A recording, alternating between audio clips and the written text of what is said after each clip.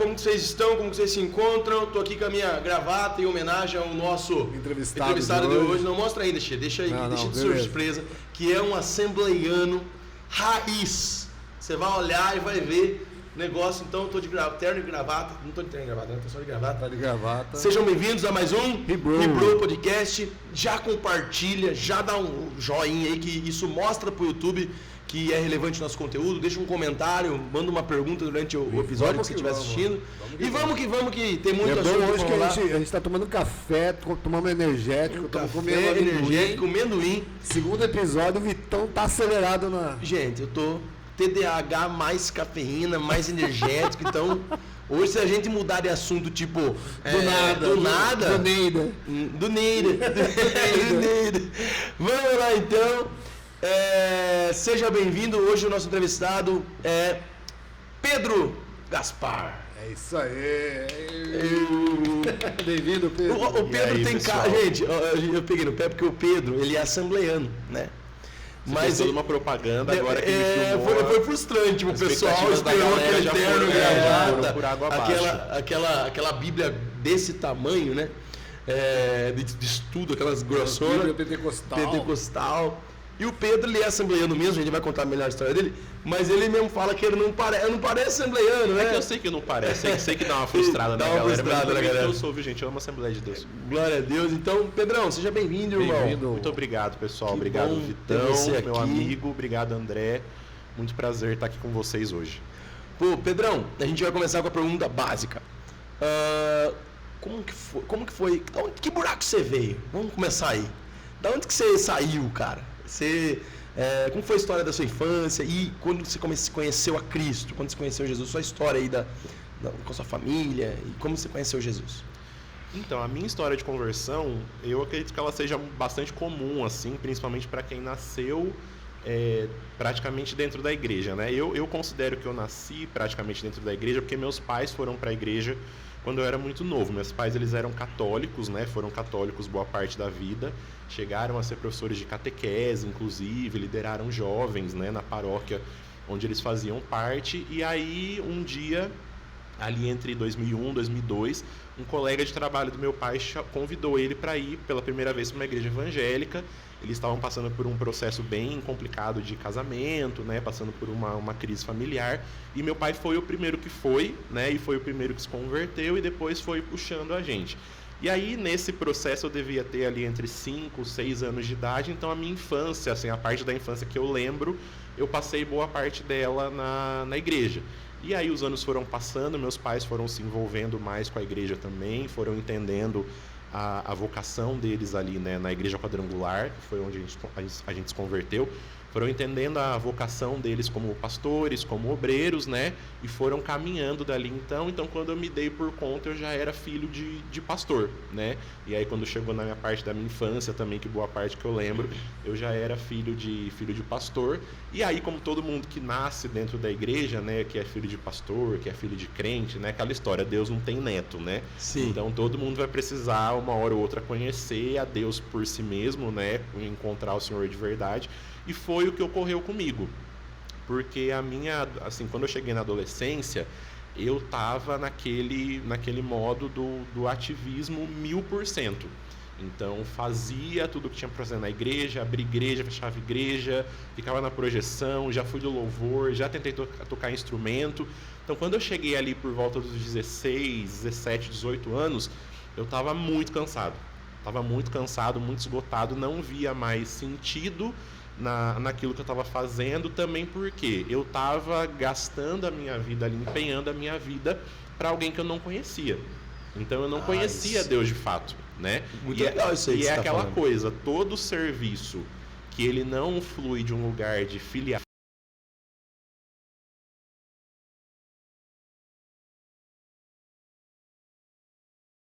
serviço, ministério, enfim, né, que as pessoas, os nomes que as pessoas dão, e ele vai se tornar escravidão. Nossa, porque cara, se você é filho, servidão, você vai fazer porque, cara, é meu pai, né? Se ele me paga, se ele me dá tal coisa, eu vou fazer porque é meu pai, né? Cara, agora escravo, empregado, quer receber recompensa. Então, como eu estava ali, mas eu não conhecia Deus, era o Deus dos meus pais, não era o Deus do Pedro, né? Como Pedro não tinha uma aliança com Deus, então assim, começou a ser mortificante, era torturante para a igreja, era torturante isso servir. Com 18 anos. Isso de 17 para 18 anos. Então tudo era muito chato, tudo era muito maçante. Infância e adolescência foi nessa tortura? Ou teve um momento que você começou a falar, nossa, que chato. Não, a infância e a adolescência foi até que bem. Eu tive, assim, algumas experiências marcantes com Deus na minha infância, né? Me lembro de um culto que eu estava junto com outras crianças ali, e a gente foi visitado pelo Espírito Santo, e a gente ali chorando, crianças sendo batizadas também, né? Ali teve visitações do Espírito. Tiveram visitações pontuais, né? Mas esse firme fundamento, assim, no coração, né, esse provar e ver que o Senhor é bom, ele não tinha acontecido ainda, né? Então eu falei, era o Deus dos meus pais. Então eu ouvia os meus pais contando, a gente foi no hospital visitar a irmã fulana e nós oramos por ela foi curada, e nós fomos na casa de não sei quem, fizemos uma oração, e aí o demônio se manifestou e a gente expulsou e aconteceu, mas era algo que eu só ouvia falar, né? E aí, conforme foi passando, aí os retiros deixaram de ser, né? Assim, não enchiam mais os olhos, as programações não eram mais tão empolgantes para mim, e começou a se tornar tortura. Você vivia uma vida dupla, mano? Não vivi uma vida tipo assim, dupla, você vivia com um mundão lá fora e... Não cheguei a ter esse momento, mas eu lembro que nesse ponto dos 17 para os 18, eu fiz uma oração muito sincera para Deus, que foi, eu falei, Jesus, eu preciso te conhecer de verdade, da forma como os meus pais conhecem, da forma como eu ouço as outras pessoas Seus falando. Pais são pastores até hoje? São pastores até hoje.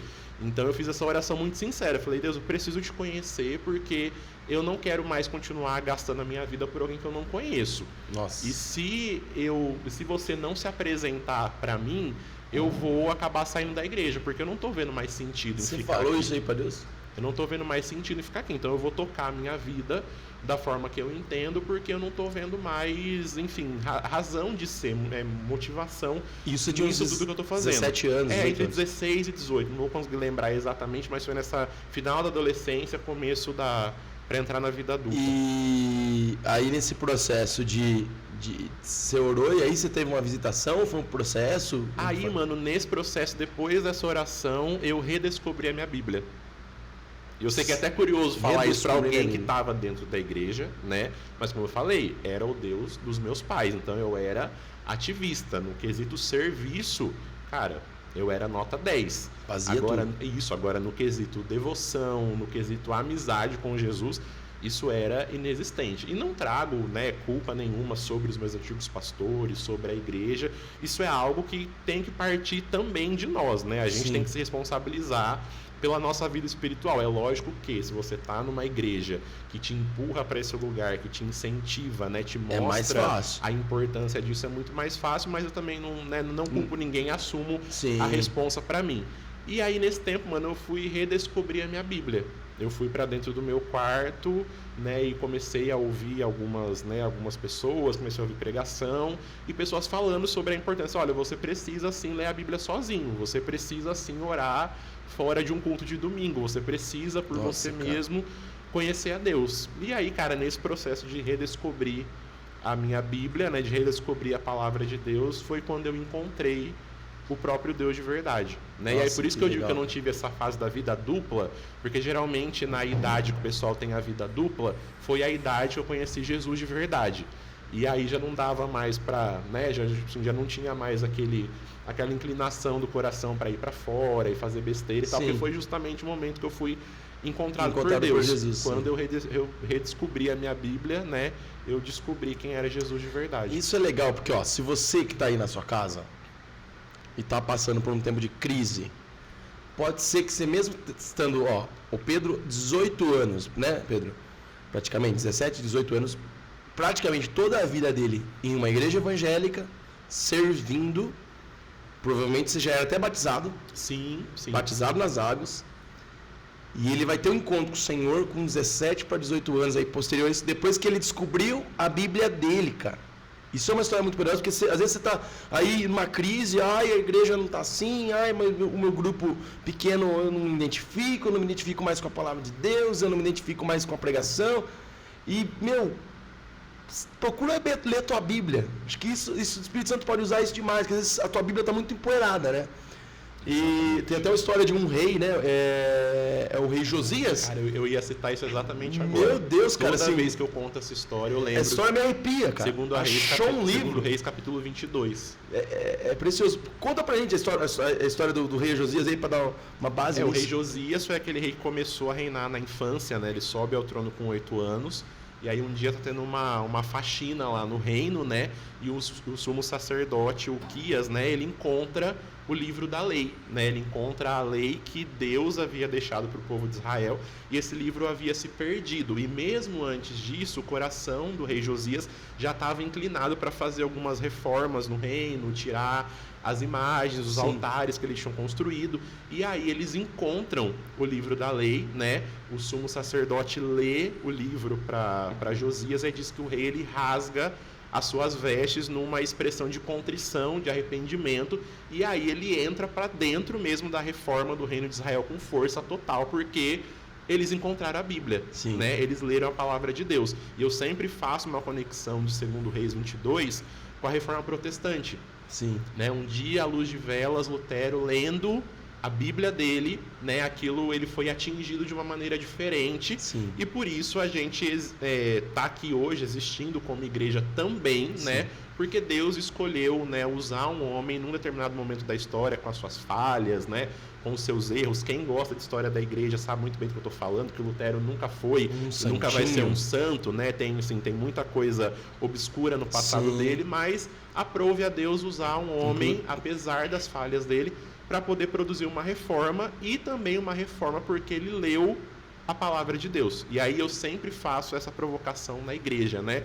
Eu falo, meus irmãos, o que é que Deus não pode fazer se nós voltarmos a lermos as nossas Bíblias? Nossa, isso é incrível, cara. O que é que o Senhor não pode promover na minha vida, no meu coração, como você falou, se eu tirar a minha Bíblia da prateleira, né, deixar que ela fique ali somente, né, acumulando poeira, e eu volte realmente a expor o meu coração diante da palavra de Deus. Eu creio que certamente Deus pode fazer grandes coisas, porque foi assim, né, com a minha vida, e nós sabemos que essa é a principal forma que nós temos de conhecer quem Deus é, através da palavra de Deus. Eu gosto de usar o exemplo do John Piper. Ele fala assim, que o príncipe, não é ele que fala, mas ele cita 2 Coríntios 4:4, que o príncipe deste século, né, ou o Deus desse século, que é o diabo, cegou o entendimento dos incrédulos para que não vejam a luz do Evangelho na face de Cristo, né? Que é a glória de Deus na face de Cristo. Então só que ele fala um exemplo assim, ó, que você está cego, você não consegue enxergar. E a palavra de Deus, a Bíblia em si, a palavra de Deus, ela é luz, né? Só que para alguém cego, a luz, quem é cego não consegue nem ver a luz, não consegue enxergar nada. No máximo um vulto. Quem vai abrir os olhos dessa pessoa é Deus. Só que ele fala assim, então por que nós lemos a Bíblia? Porque ela é a luz. A gente tem que ter algo para enxergar, para Deus poder abrir. Deus vai abrir os olhos, mas a gente precisa ter algo para enxergar. Sim. Então, isso é um negócio, e assim, isso que você falou assim, me impactou muito. Enquanto você estava falando que você conheceu Jesus, nasceu de novo através de ler a Bíblia, cara, né? Isso sim me pega muito, porque às vezes você está numa fase aí de sua vida e fala assim, eu quero parar. Igual o Pedrão tava, tipo, será que é isso mesmo? Pega a tua Bíblia e começa a ler. Exato. E assim, Vitor, André, se a gente for, né, assim, puxando esse fio até o final, qual é a verdade última? Deus escreveu um livro. Nossa, que lindo isso. A forma como Deus escolhe se revelar, logicamente, pela revelação, o Pai se revela no Filho, né? Mas a revelação do Filho está na palavra de Deus, está na Escritura Sagrada. Então Deus escreveu um livro, né? Eu não vou me lembrar agora quem fala a respeito disso, mas eu me lembro de um pastor falando, Deus não gravou um vídeo para o YouTube, né? Deus não gravou um TikTok, Deus escreveu um livro. Então, se eu quero conhecer a Deus, eu preciso ter contato com o livro de Deus. Essa é a maneira como eu posso chegar, né, na revelação de Deus. Então, por isso que para um cristão, né, e hoje eu entendo isso, à época eu não entendia, mas hoje eu entendo e procuro, né, trazer o maior número de pessoas possível junto comigo. Então, não despreze a palavra de Deus. Não abandone a sua Bíblia, não use como peso de papel. Não deixe jogado para o canto. Não deixe no Salmo 91. Não deixe no Salmo 91, né, como um amuleto. Mas, sabe, de fato, exponha o seu coração. Incrível. A palavra de Deus. Gaste sua Bíblia. Sabe, que sua Bíblia fique gasta de tanto você ler, tanto de você se debruçar e de você ter contato com o Deus que escreveu esse livro. Porque no final é isso. Deus escreveu um livro. Nossa, que lindo isso aí, né, mano? Perfeito. Deus escreveu um livro. Ó, já podia, se acabasse agora, eu já tava cheio de Deus aqui. E aí, depois que você teve esse encontro com o Senhor, o que começou a acontecer? Assim, vamos seguir a história aí, né? Tá. Até agora, até o Pedro de agora. Aí o Pedro, então, finalmente, né, nasceu de novo, acho que eu posso colocar assim, né? Assim, era frequentador de igreja, né? Fazia muitas coisas, mas o Pedro nasceu de novo. E agora o Pedro, então, começa, então, finalmente a submeter a vida, as escolhas a Cristo. Né? Então, Deus, o que o Senhor tem para mim? Né? Eu tenho alguns desejos, eu tenho sonhos, eu tenho os meus dons, né, que o Senhor mesmo me deu, mas qual que é a minha vocação para te glorificar no mundo? Né? Além de ser um discípulo seu, a respeito de profissão, eu comecei a perguntar para Deus coisas nesse sentido. E aí, mano, eu sempre gostei muito de escrever, né? Sempre gostei muito de ler desde criança. Não sei muito bem, Pedro, como que você fez poder criar o hábito da leitura? Gente, eu não sei muito bem explicar. Eu sei que quando eu me entendi por gente, que eu fui alfabetizado, eu já estava lá no meio dos livros. E quando minha mãe estava grávida, o primeiro presente que eu ganhei de uma pessoa da nossa família foi justamente um livro, né? Então você estava na barriga dela? Na barriga da minha mãe, o primeiro presente que eu ganhei foi um livro. Que loucura isso aí, né? Não é um presente comum. Não é. Da fralda, da chupeta, E aí ganhei esse livro e sempre gostei muito de ler e escrever. E aí foi chegando naquela época de vestibular e tal, escolher o que vai fazer. E eu comecei a pensar em algo nesse sentido, né? Talvez fazer letras, literatura, não sei. E tinha o jornalismo ali no radar também, que é uma profissão que eu sabia que a leitura e a escrita iam ser essenciais. Mas aí tinha o entrave principal, que eu sempre fui muito tímido, né? E eu falo que eu ainda sou e as pessoas não acreditam. Eu não acredito. Talvez falem assim, não, mas ele tá no podcast contando justamente isso. E a dicção do cara, né? Então, assim, nunca que você é tímido e tal, e a galera na igreja vira e mexe, fala, esse dia me chamaram para participar de uma peça teatral na igreja. Falei, gente, eu não quero participar porque eu sou tímido. Mas como assim? Você prega todo domingo, você dá aula de teologia? Falei, gente, uma coisa é uma coisa, outra coisa é outra coisa, né? São artes diferentes. São artes diferentes, né? Mas não dá para acreditar. Vamos falar. Mas eu sei que eu sempre entro em descrédito quando eu falo isso. Mas, pessoal, nessa época era algo muito... Era uma trava mesmo. Então, assim, eu tinha vergonha da minha sombra, eu jamais iria parar para conversar com vocês sem conhecer, entendeu? Então tinha uma questão de autoestima também, ou não? Eu acredito que sim. Acho que pode ser também. Acho que essa questão até da gente não saber quem é em Deus também, acho que acaba influenciando também na forma como a gente se vê, né? E aí eu tinha esse entrave. Então, quando eu pensava em jornalismo, já me vinha esse entrave. Cara, como que eu vou me colocar numa sala de aula, né? Com pessoas que talvez a maioria delas vão querer estar na TV, vão querer estar no rádio, são pessoas que vão gostar de câmera, vão gostar de falar, e eu não vou conseguir me adequar nesse universo. Então, vou partir para uma outra coisa. E aí, uma outra coisa que sempre esteve ali no radar, eu sempre quis muito fazer medicina. Além dessas outras formações mais de... Você tem cara de médico também? Também, que bom saber. Não vai mais acontecer, mas bom saber. Doutor Pedro. E tem cara do gelado dos incríveis. Essa é nova. Já sei a desculpa, mano. Já sei a capa do podcast. O que será que vem Fica aí? Frio aí. Eu só vou beber água. Essa cena eu lembro dos incríveis. Inclusive o desenho favorito do meu sobrinho. Vou contar isso pra ele quando eu chegar em casa hoje. Mas eu posso ter exagerado no gelado dos incríveis. E aí a medicina também sempre esteve no radar, até porque eu imaginava também a medicina meio como que uma fuga dessa exposição. Porque eu pensava, medicina, consultório, eu e o paciente ali no consultório não tem tanto essa exposição, não vou ter que falar, não vou ter que me colocar na frente de muitas pessoas, a não ser que eu queira, né, dar palestra para outros médicos, ser professor universitário, enfim, coisas do tipo, que não era o meu objetivo. Mas aí, como eu falei, eu conheci a Deus e comecei a submeter as minhas escolhas ao Senhor, né? E aquela coisa, no fundo, né? Aquela coisa assim, no fundo, eu sabia que sempre era o jornalismo, né? Mas como tinha essa trave da vergonha, eu queria fugir disso de toda forma. E quando eu comecei a construir essa relação com Deus, o Senhor começou a comunicar isso para mim. Pedro, não é medicina, é jornalismo. Pedro, não é medicina, é jornalismo. O Senhor começou a me direcionar. Então, olha os dons que eu te dei. Olha as inclinações naturais que você tem para leitura, para escrita. Isso é importantíssimo a gente falar, né? Sim, a gente porque não pode chega negar. nessa idade e vem uma dúvida daquilo que a gente vai projetar, do que a gente vai ser. É porque você tem que, na verdade, definir quase a sua vida inteira com 18 anos de idade. Exatamente. E aí você não sabe, né? A gente estava falando, eu com o Paulo, meu amigo que está aqui comigo hoje no estúdio, estava conversando antes de entrar aqui, né? Como que isso acaba trazendo um peso. Pra gente, muitas vezes. Você tem que definir a sua vida. Você vê muito pelos jovens que começam uma faculdade, dá 1, 2 anos, troca de curso, ou para, ou vai, né? E às vezes porque não fizeram essa sondagem, né? Quais são os talentos que Deus me entregou? Né? O que eu tenho de habilidade, talvez isso natural? Isso é uma coisa assim que seria importante ter dentro das igrejas, né? Uma questão de vocação, não somente ministerial, mas também vocação profissional, né?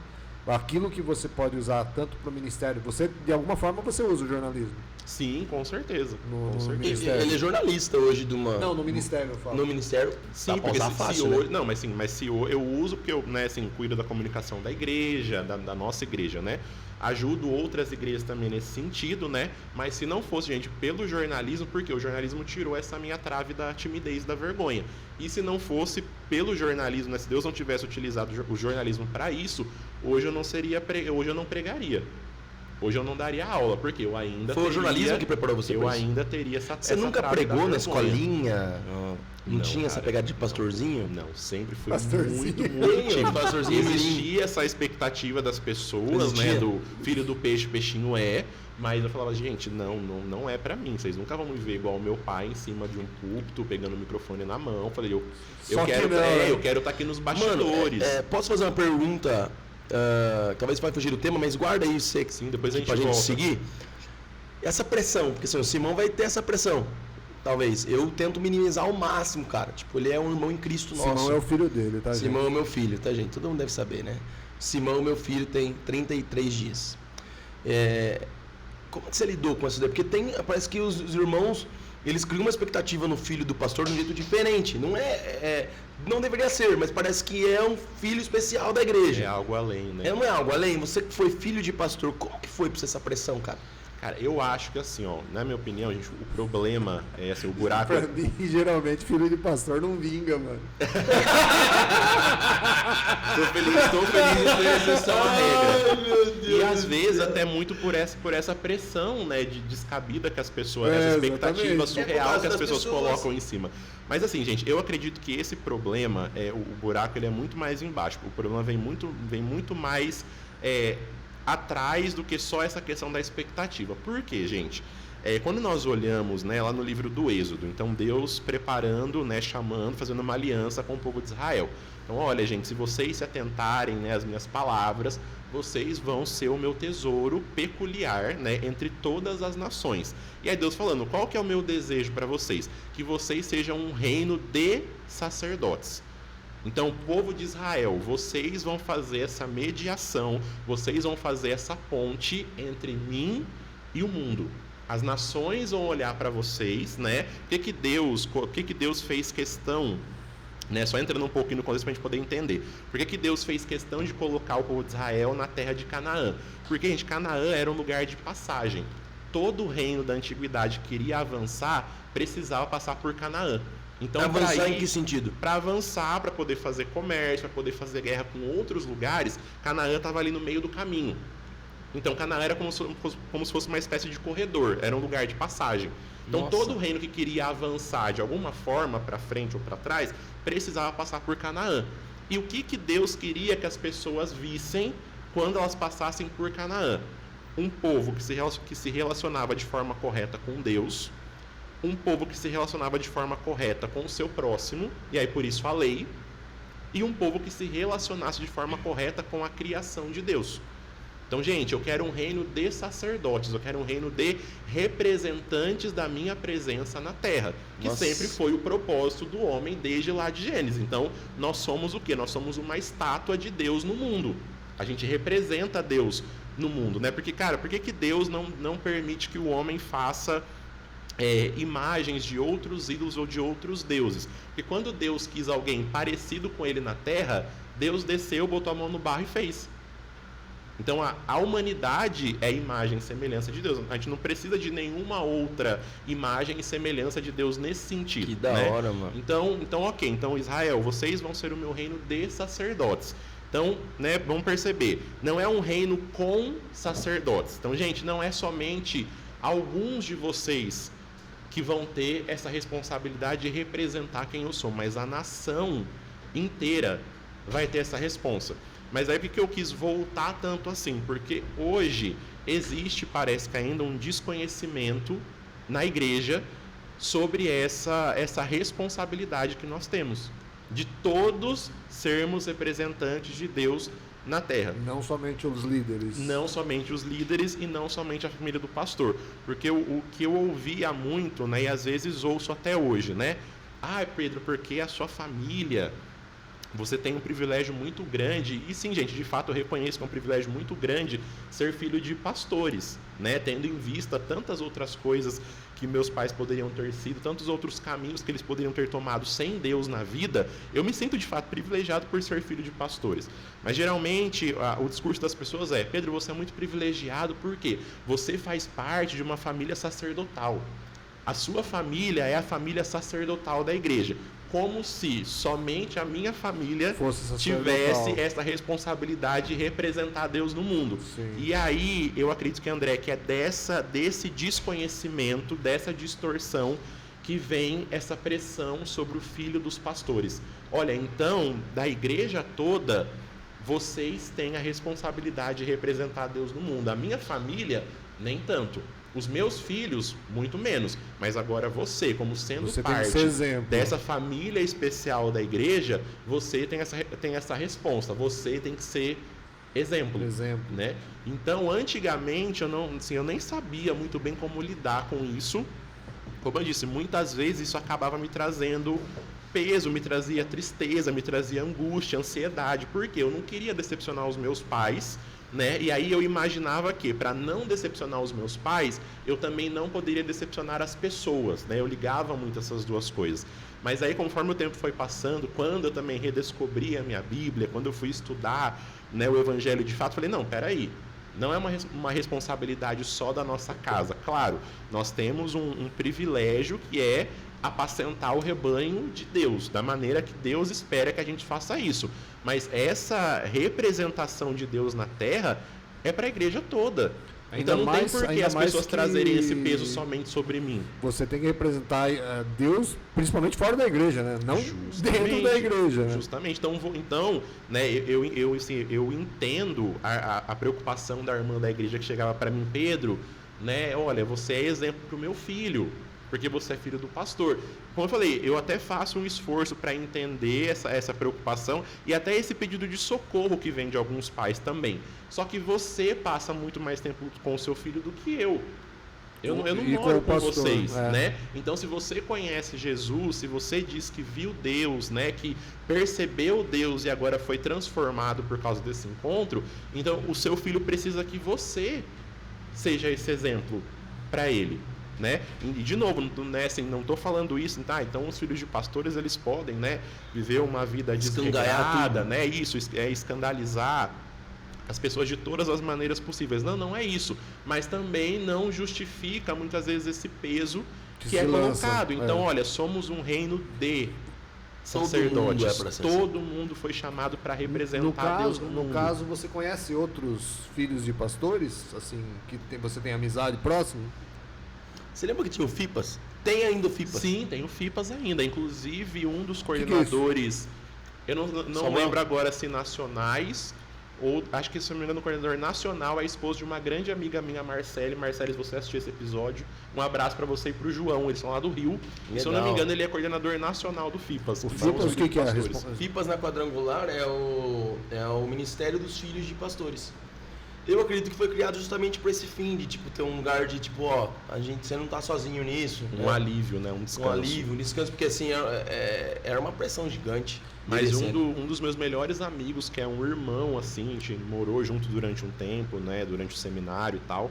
Ele é filho de pastores também. E a gente se conectou justamente dessa forma. Eu perguntei porque, assim, eu vi muito isso. Tipo, filhos de pastores que o pai só estava na igreja para ser pai e pastor.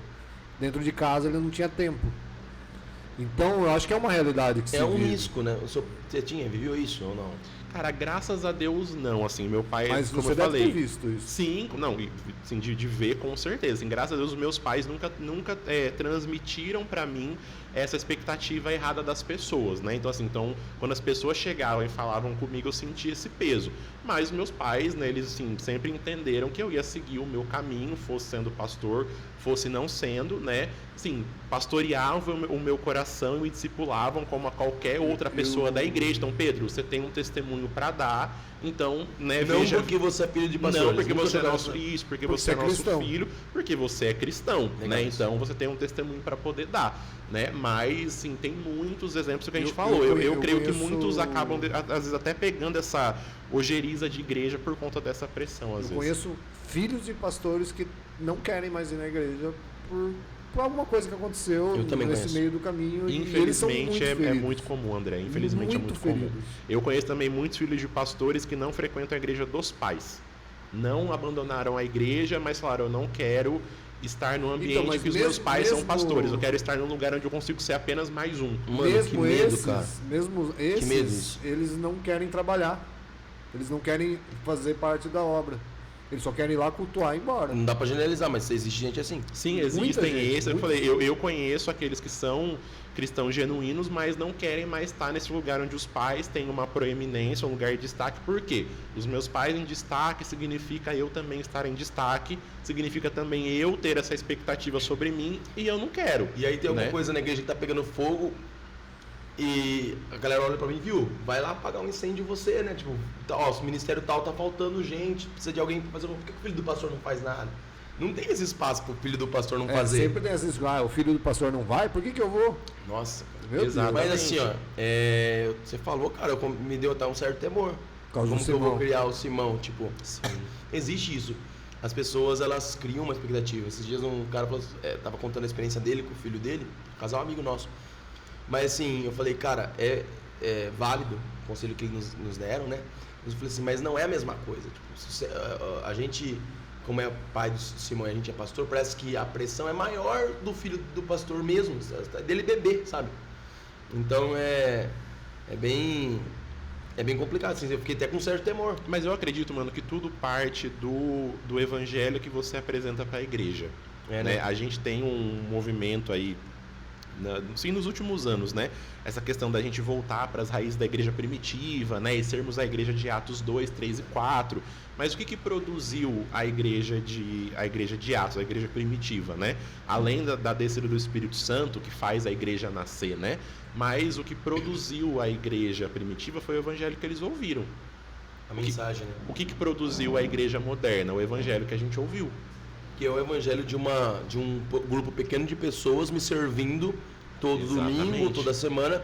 Eu não preciso me comprometer totalmente com o corpo de Cristo. Sim. Eu posso me comprometer parcialmente ou nada. Muitas vezes é uma mensagem diluída, né? Assim, chegam partes da mensagem, o seu Haroldo Walker, ele fala sobre isso, né? A mensagem tá ali, só que não tem poder, porque tem um gato, tem vários gatos ali no meio e o evangelho não chega completo nas pessoas. E aí vai gerar essa mentalidade. Não, a família do Vitão é a família sacerdotal. A família do pastor fulano é a família sacerdotal. E aí isso vai gerando uma expectativa, uma pressão nos filhos de pastores. Mas se nós nos comprometermos, nós vamos pregar todo o conselho de Deus para a igreja. A gente vai apresentar o evangelho como ele é. E o evangelho é uma mensagem que, ao mesmo tempo que te liberta, ao mesmo tempo te responsabiliza. A mesma graça que liberta é a graça que educa, né? Paulo fala isso lá na carta dele para Tito, né? A graça que é pedagógica, a graça que ensina. Então eu creio que parte muito do tipo de evangelho que a gente apresenta para a igreja, a gente consegue evitar um pouco desses problemas. E aí algo que eu aprendi com Israel Subirá, que é filho do pastor Luciano Subirá, todo mundo conhece, ele também passou muito por isso, porque além do pai dele ser um pastor local muito proeminente, o pai dele é um pastor de renome nacional. Nacional. Né? No ensino, aí, né? Sim, no ensino e tal. E as pessoas perguntavam muito, cara, como que é ser filho do seu pai? Como que é ser filho do Luciano? E falou, gente, por que vocês não me perguntam como que é ser filho de Deus? Porque muito maior responsabilidade do que ser filho do Luciano Subirá é eu ser filho de Deus. Nossa, quebrou os caras, hein, mano? E aí eu guardei isso pra mim, e até hoje quando alguém vem trazer esse questionamento... Você tira da manga. Assim. Isso, eu respondo a pergunta com outra pergunta. Por que você não me pergunta como quer ser filho de Deus? Porque você também é filho de Deus. Exatamente. E a gente tem uma responsabilidade assim... Juntos, Pedro, então você quer fugir. Não é querendo fugir, mas eu quero que a pessoa tenha a visão correta do que é corpo de Cristo, do que é igreja, né? Entendendo que todos nós temos parte no corpo, né? E não vai ser uma função, um título, né? Que vai me colocar, né? Não existem mais elites espirituais, né? O poder da igreja é o serviço. Então, alguns servem como pastores, outros servem como diáconos, outros servem, enfim, como voluntários, mas o poder da igreja é o serviço, em qualquer esfera, em qualquer âmbito. Então, assim, naquela época, claro, eu não tinha, né, toda essa bagagem para conseguir responder para as pessoas e também conseguir, né, posicionar o meu coração nesse lugar, mas hoje eu procuro até mesmo conversar com o filho de pastores que eu conheço e procurar transmitir essa clareza que me alcançou. Cara, vai conhecer Deus, vai conhecer o seu Pai Celestial. Nossa, e procurar agradar o seu Pai Celestial em primeiro lugar, porque depois tudo vai fluir desse lugar e tudo vai ser consequência dessa busca e não de uma pressão de fora das pessoas. Legal demais, cara. Muito esclarecedor isso que você falou. Trouxe muito fundamento pra gente. E aí, depois que você chegou a fazer o jornalismo, você fez o jornalismo aonde? Eu fiz aqui na Unimep em Piracicaba. Unimep em Piracicaba. É boa a Unimep? Foi bom curso? Sim, foi excelente. Uma pena que não tem mais o curso aqui em Piracicaba, né? Agora só à distância, pela Metodista de São Paulo, mas foi excelente. Aí nessa época eu cheguei a fazer vestibular para medicina, passei na primeira fase, mas aí entre a primeira e a segunda fase o senhor começou a insistir um pouco mais comigo. Pedro, é jornalismo, você sabe que é jornalismo e sempre foi jornalismo, então por favor, né? Por favor, me obedeça, para que eu não tenha que te obrigar a me obedecer, por favor, me obedeça. E aí eu lembro até hoje que eu cheguei um dia com os meus pais na mesa do café da manhã e eu falei, olha, eu tenho orado a respeito de muitas coisas, etc e tal, e eu tenho sentido Deus me direcionar pro jornalismo. E aí meus pais ficaram com uma cara de susto, assim, tipo assim, quem é você, o que você fez com o nosso filho? Porque o nosso filho jamais falaria que quer ser jornalista pela vergonha, né? E aí eu falei, gente, é realmente porque Deus tá me direcionando para isso. Se fosse a minha escolha, talvez eu não escolheria isso, mas porque Deus está me direcionando para isso, então, né, eu vou dizer sim e amém para aquilo que é a vontade de Deus para mim. Ô Pedrão, e aí você fez a Unimep, teve alguma experiência, que aí você já é convertido, né? Sim. Missionária na faculdade, cara? Você teve contato com o movimento do Dunamis Pockets? Tive. Porque assim, é um movimento que, vamos dizer assim, impactou a gente ali de 2015 para frente, né? Assim, impactou muito a minha vida, cara. Assim, 2015 não, até um pouquinho antes, mas todos nós que pegamos essa fase universitária nessa época, ficamos muito empoderados, tipo, mano, tem que pregar o evangelho aqui na universidade. Foi um socorro, porque tipo, tava muita gente que não tinha nascido de novo, ou que era um cristão mal nascido, tava sucumbindo nas universidades, né? Sim. Então, como teve alguma experiência, assim, como foi sua jornada missionária na universidade? Cara, foi assim, o Dunamis Pockets, eu sempre digo que foi uma ferramenta de Deus para poder fortalecer o meu coração naqueles 4 anos de curso mesmo. Porque, de novo, né, assim, muitos de nós saímos da igreja, né? Hoje eu entendo que é um pouco menor esse tipo de pensamento, mas muitos de nós saímos da igreja com muito medo da universidade, né? Sem saber o que a gente iria encontrar e com medo de desviar, né? Porque a gente sabia que as ofertas eram muitas e, né, coisa e tal. E aí eu lembro que logo no meu primeiro ano de faculdade eu conheci o Dunamis Pockets uma amiga também me falando muito a esse respeito e não tinha na minha universidade ainda. Ela falou assim, então você precisa abrir, já que não tem, né? E eu fiquei postergando isso, passando pra frente, não é pra mim, tal, é pra outra pessoa, porque, de novo, esse entrave da vergonha tava indo embora ainda aos poucos. É como que eu vou me colocar num ambiente não cristão e vou pregar o evangelho e vou, sabe, parar as pessoas ali, pedir para orar, pedir para poder pregar para elas, né? Mas aí, assim, encurtando a história, aconteceu, eu comecei a fazer as reuniões e, cara, assim, são experiências que eu trago no meu coração até hoje, né? Assim, embora hoje não caminhe mais com o pessoal do Dunamis, eu sempre digo que eu vou ser eternamente grato porque eles foram um instrumento de Deus para fortalecer o meu coração durante os 4 anos da graduação. Nossa, foi um presente de Deus para nós como juventude naquela época, né? Assim, me fortaleceu muito na questão dos dons, cara. Aquilo lá, mano, eu fiquei doido com aquilo. Pô, eu posso curar pessoas. E você vê Jesus curando através da sua vida, né? No dia a dia, na rua, na escola. Era maravilhoso, assim, impactou demais, cara. E a gente vê que foi um socorro, porque não tinha isso. Eu não lembro, tem a ABU, né? A ABU sempre teve. O pessoal da ABU bênção também. Mas assim, um movimento para-eclesiástico que vem engajando não só os universitários, mas os jovens, cara. Sim. Foi algo assim que...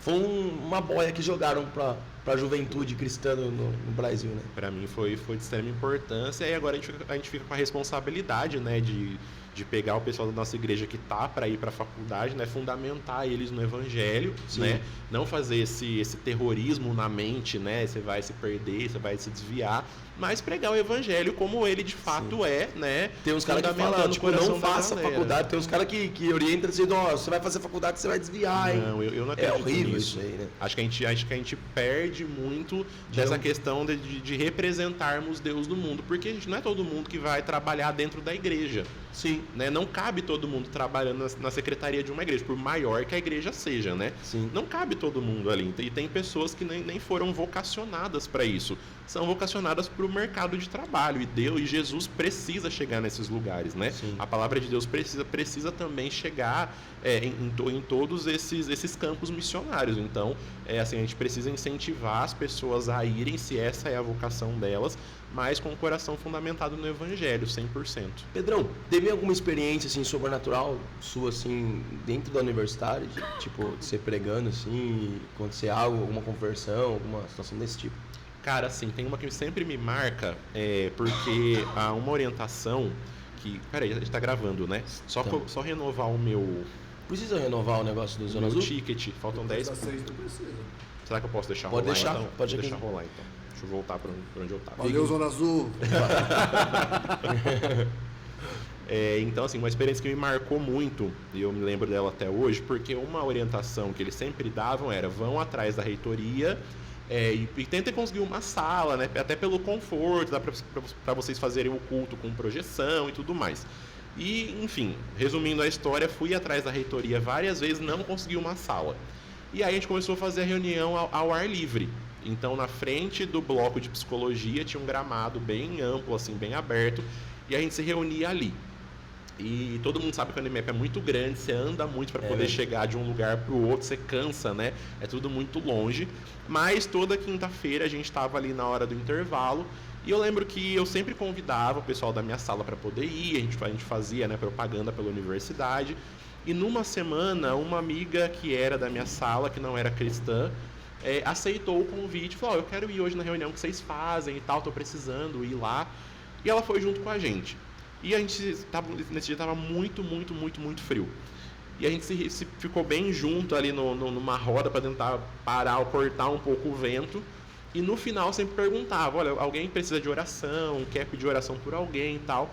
E essa mina falou: olha, eu não sei explicar o que é, mas tem algo dentro de mim falando pra gente orar por pessoas que estão passando por depressão, por um quadro depressivo. Essa menina que nunca foi... Essa menina que não era cristã e que nunca tinha ido nas reuniões. E eu falei: beleza, a gente vai orar, né, por essas pessoas. E começamos a orar. E quando a gente estava orando, encostou uma menina na roda junto e ficou ali ouvindo a oração. E aí terminou, tá? Falou: alguém quer falar alguma coisa pra gente poder encerrar, voltar pra aula, né? Ninguém pegar falta agora na volta do intervalo. E essa menina levantou a mão e falou: eu quero falar. toda semana eu coloco, né, como objetivo vir para a reunião e nunca dá certo, o professor não libera, o meu bloco é muito longe. E hoje eu falei, olha, aconteça o que acontecer, eu vou para a reunião. E eu cheguei aqui justamente quando vocês estavam orando por pessoas que estão passando por um quadro depressivo. E ela falou, eu estou passando por um quadro depressivo. E somente essa semana eu tentei tirar minha própria vida 4 vezes e eu não consegui. Meu Deus, velho. E eu vim pra cá hoje assim, pedindo pra Deus que falasse comigo de alguma forma, que mostrasse o amor dele por mim de alguma forma. E eu cheguei aqui e a oração era justamente sobre isso. E a gente orou por ela, abraçou ela naquele momento, acompanhamos ela durante um tempo.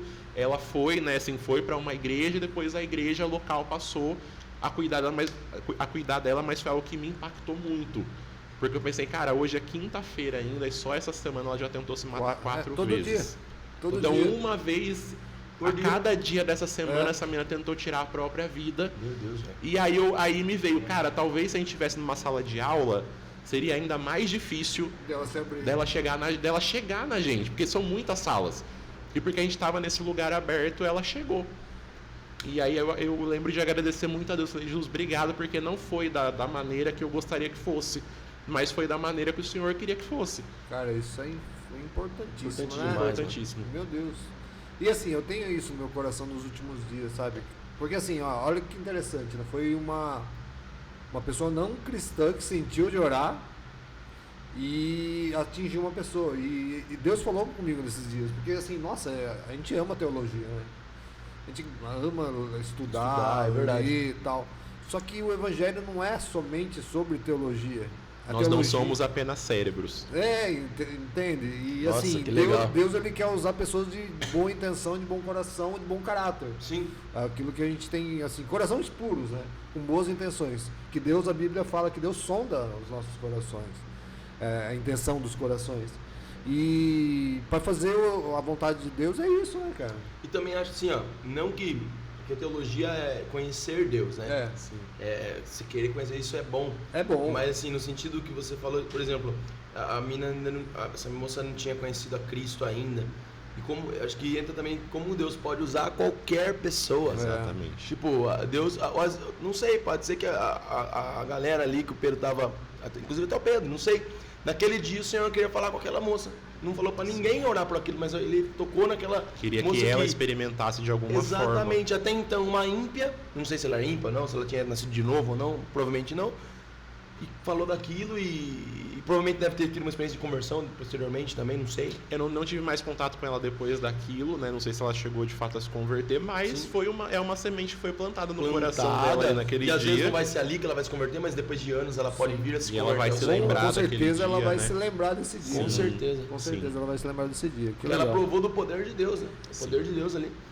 Eu tive uma experiência. Comecei a liderar jovens e a gente jogava bola tudo depois dos cultos de jovens. É do capeta. Jogar bola do capeta. E aí eu lembro até hoje, eu tava de chinelo, de camiseta, de shorts e sem camisa, porque a gente tava jogando bola, tava calor, só tinha menino, tava jogando bola. E de repente eu senti no meu coração de evangelizar meu vizinho, o Léo Boy. Léo Boy vai na nossa igreja até hoje.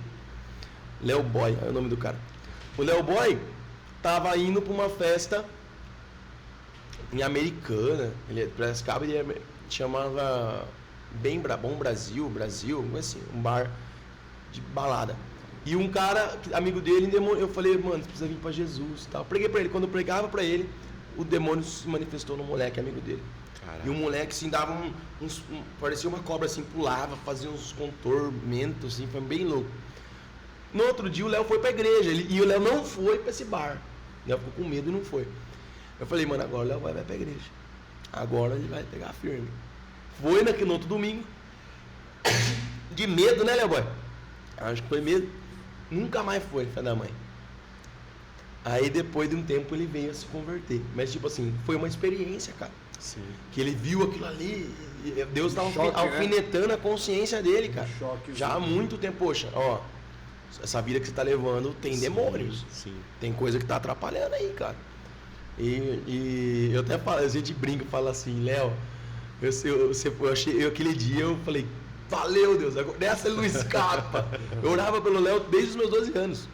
12, 10 anos, eu orava pro Léo todo dia. Glória a Deus. E aí com 18 anos, depois passou tudo isso daí, o Léo tinha 18, 19 anos, o Léo me procurou e falou, cara, eu preciso de Jesus. E é muito bom ver amigo indo pra igreja, né? Eu vejo o Léo ali, diácono na igreja, cara. Assim, eu falo, meu Deus, velho, como que Deus é bom. Comigo, de poder, tipo, tá até compartilhando a vida cristã junto comigo. Isso é um presente de Deus, cara. É um presente. Meu Deus. Pedrão, hoje você é do Ministério Assembleia de Deus, o quê? Assembleia chama Ministério Assembleia de Deus, Ministério Novo Tempo. Novo Tempo. Isso. Ah, tá, eu já vi. No caso, porque assim, eu sou filho da Assembleia até ano passado, eu fiquei 20 anos na Assembleia, 21 anos, acho. E assim, você é diferente do pessoal da Assembleia. Eu conheço o pessoal da Assembleia muito bem, cara. Eu conheço. Foi a faculdade de jornalismo que fez isso com ele. Não, mas você já era assim antes disso tudo, da faculdade, ou não? Você tem essa visão mesmo, diferente do Evangelho? Assim, essa visão foi dizendo sendo... que a Assembleia de Deus está errado, tá? Não, sim, eu entendi. Inclusive, o Chile é assembleiano, tá, gente? Mas eu sei que até, assim, teologicamente às vezes choca um pouco, assim. Mas essa visão foi sendo construída, André. Assim, Deus foi, assim, misericordioso comigo ao longo do caminho, bondoso, né? Me fez... E tendo contato com pessoas que foram lapidando o meu coração, né? Como eu falei, talvez muita coisa que eu tenha feito no passado... Hoje eu já não faria mais igual, né? Teria um pouco mais de zelo, um pouco mais de cuidado. A gente faz muita loucura também quando a gente está, né, assim, em alguns momentos da vida, assim, pelo Evangelho, mas não deixa de ser loucura, né? Que tem os seus frutos, tem os seus resultados, porque Deus usa, sim, né? Usa loucura. Deus usa, né? Tem uma loucura que você quer falar aí que você fez, que você não faria? Cara, já fizemos evangelismo em porta de rodeio. Eu lembro, tinha rodeio eu sou de Santa Gertrudes, né? E aí tinha rodeio na minha cidade, hoje não tem mais. E a gente foi pra porta do rodeio evangelizar, assim. Eu digo que, assim, que às vezes faltava um pouco de prudência, de zelo, assim. Mas como eu falei, cara, Deus fez. E também, assim, tem um testemunho também incrível desse dia. A gente foi pra porta do rodeio. Eu liderava jovens na igreja dos meus pais nessa época. Hoje não lidero mais. Já passei pelo meu tempo, gente, de provação, que é liderar jovens em igrejas evangélicas. Não, gente. É uma benção. Eu já fui aprovado neste teste. Tá? Precisando de líder de jovens, você fala isso, então corta, por favor. Não corta da gravação essa parte. É benção, pessoal. Só que não. Disse o senhor, disse o jovem de 35 anos, é a cara de velho, assim. Já viu isso aí? Que envelheceu. Falou, tipo, Ricardo, 25 anos, Ricardo de 70. E aí a gente foi pra porta do rodeio e a gente escreveu, assim, porque a gente sabia que a gente não ia conseguir falar com todo mundo e nem todo mundo também ia querer falar com a gente, porque as pessoas estavam entrando pra uma festa e aí, de repente, um bando de crente na porta, a galera não é todo mundo que rende papo, que dá corda para evangelismo. Então a gente escreveu, né? Eu escrevi uma carta, a gente imprimiu várias cópias, como se fosse Deus falando com aquela pessoa, né? Como se Deus tivesse enviado uma carta para aquela pessoa. E aí quando a pessoa não queria render muito papo, a gente entregava a carta para a pessoa e deixava a pessoa entrar, né? E aí eu lembro que até com algumas meninas no dia, né? Tinha umas meninas entrando, acho que pode falar com você? Ai, não tô com pressa. Não, então bota a carta dentro da sua bota aí, depois você lê em casa. Na hora que você tirar a sua bota, você lê a carta. E aí a minha prima estava junto com a gente, a Alexa, ela falou assim, eu não vou embora enquanto alguém não desistir de entrar no rodeio e voltar para casa, por causa da pregação do evangelho. Aí eu falei, então tá bom, então vamos continuar pregando, porque tá tarde, já o pessoal quer ir embora e até agora todo mundo tá entrando no rodeio do mesmo jeito. E ela pegou e encontrou uma menina e começou a conversar. E como a cidade é muito pequena, acontecia, nossa, Pedro, você aqui? Eu falei, cara, você vê que Deus chama tanto que ele me trouxe, né, aqui na porta do rodeio para poder falar com você, né? Então acontecia muito isso. E aí ela encontrou com essa menina, começou a conversar e começou a pregar o evangelho para essa menina. E a menina pegou e falou assim, cara, eu sabia que eu não devia ter saído da minha casa para vir aqui hoje. Eu tô indo embora. E aí as amigas, ela desesperadas, tipo assim, fulana, seu namorado tá lá dentro te esperando. E ela, não, se ele quiser, ele sai depois e vai me encontrar em casa. Eu não vou entrar, eu vou embora. Meu Deus. E a gente orou por ela ouviu o evangelho, porque ela ouviu o evangelho. E assim, eu falo assim que hoje, assim, nesse processo até chegar lá e tal, a gente acabou assim, passando por cima de algumas coisas, nem todo mundo da igreja entendeu o que a gente queria fazer, tiveram algumas oposições. A galera já fala, e a gente não foi dar uma olhadinha. Eles querem ir pro rodeio, entendeu? Assim, a gente não soube muito bem lidar com essas oposições. Graças a Deus, meu pai comprou a nossa briga e comprou muitas outras loucuras que eu fiz como líder de jovens. Meu pai acabou comprando, no final teve frutos, mas como eu falei, podia ter tido mais prudência, mais zelo, entendeu? Mas no final, assim, né, graças a Deus, o Senhor é misericordioso, alcançou, nem que tenha sido somente aquela menina, não sei se ela foi para a igreja depois ou não, mas se somente ela tivesse sido alcançada naquele dia, já valeu a pena, né? Mas por isso que eu falo dessas loucuras, dessa falta de prudência, às vezes de zelo, de não ter talvez acompanhado a pessoa depois dali para continuar semeando o evangelho, né? Na vida dela, porque às vezes não vai ser somente uma vez ali que a pessoa vai se converter e nascer de novo, né? Mas como eu falei, cara, graças a Deus o Senhor é misericordioso e, né, se Deus usava, né, a mula no Antigo Testamento, usa a gente hoje, as mulas hoje é a gente, né? A gente. E assim, eu tive uma experiência assim também. A gente tava orando no monte, a gente tava num fervo, cara, com Deus. A gente todo sábado orava no monte, orava no sítio. Me explica, o que é um fervo com Deus? Tava louco, mano. Ficava a madrugada inteira orando. Fervo gospel. Fervo gospel com Deus. E buscando, 10 horas da noite a gente entrou no monte, era 3 horas da madrugada, a gente saiu e falou assim, viu, vamos numa balada falar de Jesus? E fomos na frente da Dandy. E aí tinha o Eaters, nem na frente da Dandy. Nossa, só gente bêbada, se pegando, menina com roupa curta. Levamos uns cartazinhos, mano, tipo, era 5 moleque. Jesus te ama, tipo, aqui não é seu lugar. Foi bem nonsense, porque talvez hoje eu não faria desse jeito o evangelismo se eu fosse evangelizar numa balada de novo. E ninguém deu orelha pra nós, cara. Sai daqui, as pessoas falavam, sai daqui, ai, trouxa, começaram a tirar sarro. Ninguém ligou. Isso que ano foi? Foi 2016. Recente até. E, mano, aí... Tá aí hoje, com a divisão política, vocês iam apanhar, cara. Será? Eu acho que ia. Ó, tava 5 moleques lá, a gente ficou bem frustrado. Ninguém ligou, nem conversar com a gente. Cara, não quero. Tô aqui curtindo, tô bebendo, tô... a gente tentou depois tentar conversar com ninguém queria. Aí, beleza, fomos embora frustrado. No outro dia de manhã, o cara manda, gente, Bruninho, um abraço. Bruninho mandou assim, mano, ele era líder de jovens numa juventude, ele falou assim, cara, ele recebeu a mensagem de 2 meninas da igreja dele, ele era líder de jovens, nós estávamos dentro da Eaters, a gente viu vocês, e a gente tinha decidido de ir no culto, no último culto do sábado, elas estavam no culto de sábado de jovens, e a gente falou, a gente vai curtir, a gente vai viver a nossa vida, chega, aqui é... E aí eles falaram, essas meninas falaram assim, e mano, Deus enviou nosso líder pra vir aqui evangelizar a gente aqui. Uau. Tipo, e aí vocês não viram? Não, talvez elas meteram a cara, correram, eu não sei, ou ficaram lá mesmo, curtiram a festa depois e falaram pra ele isso. E esse é um jeito que a gente usa pouco, né? A questão de usar placas escritas, camisetas. Teve uma época que acontecia muito, né? Em semáforo, em porta de balada, na porta do Enem, né?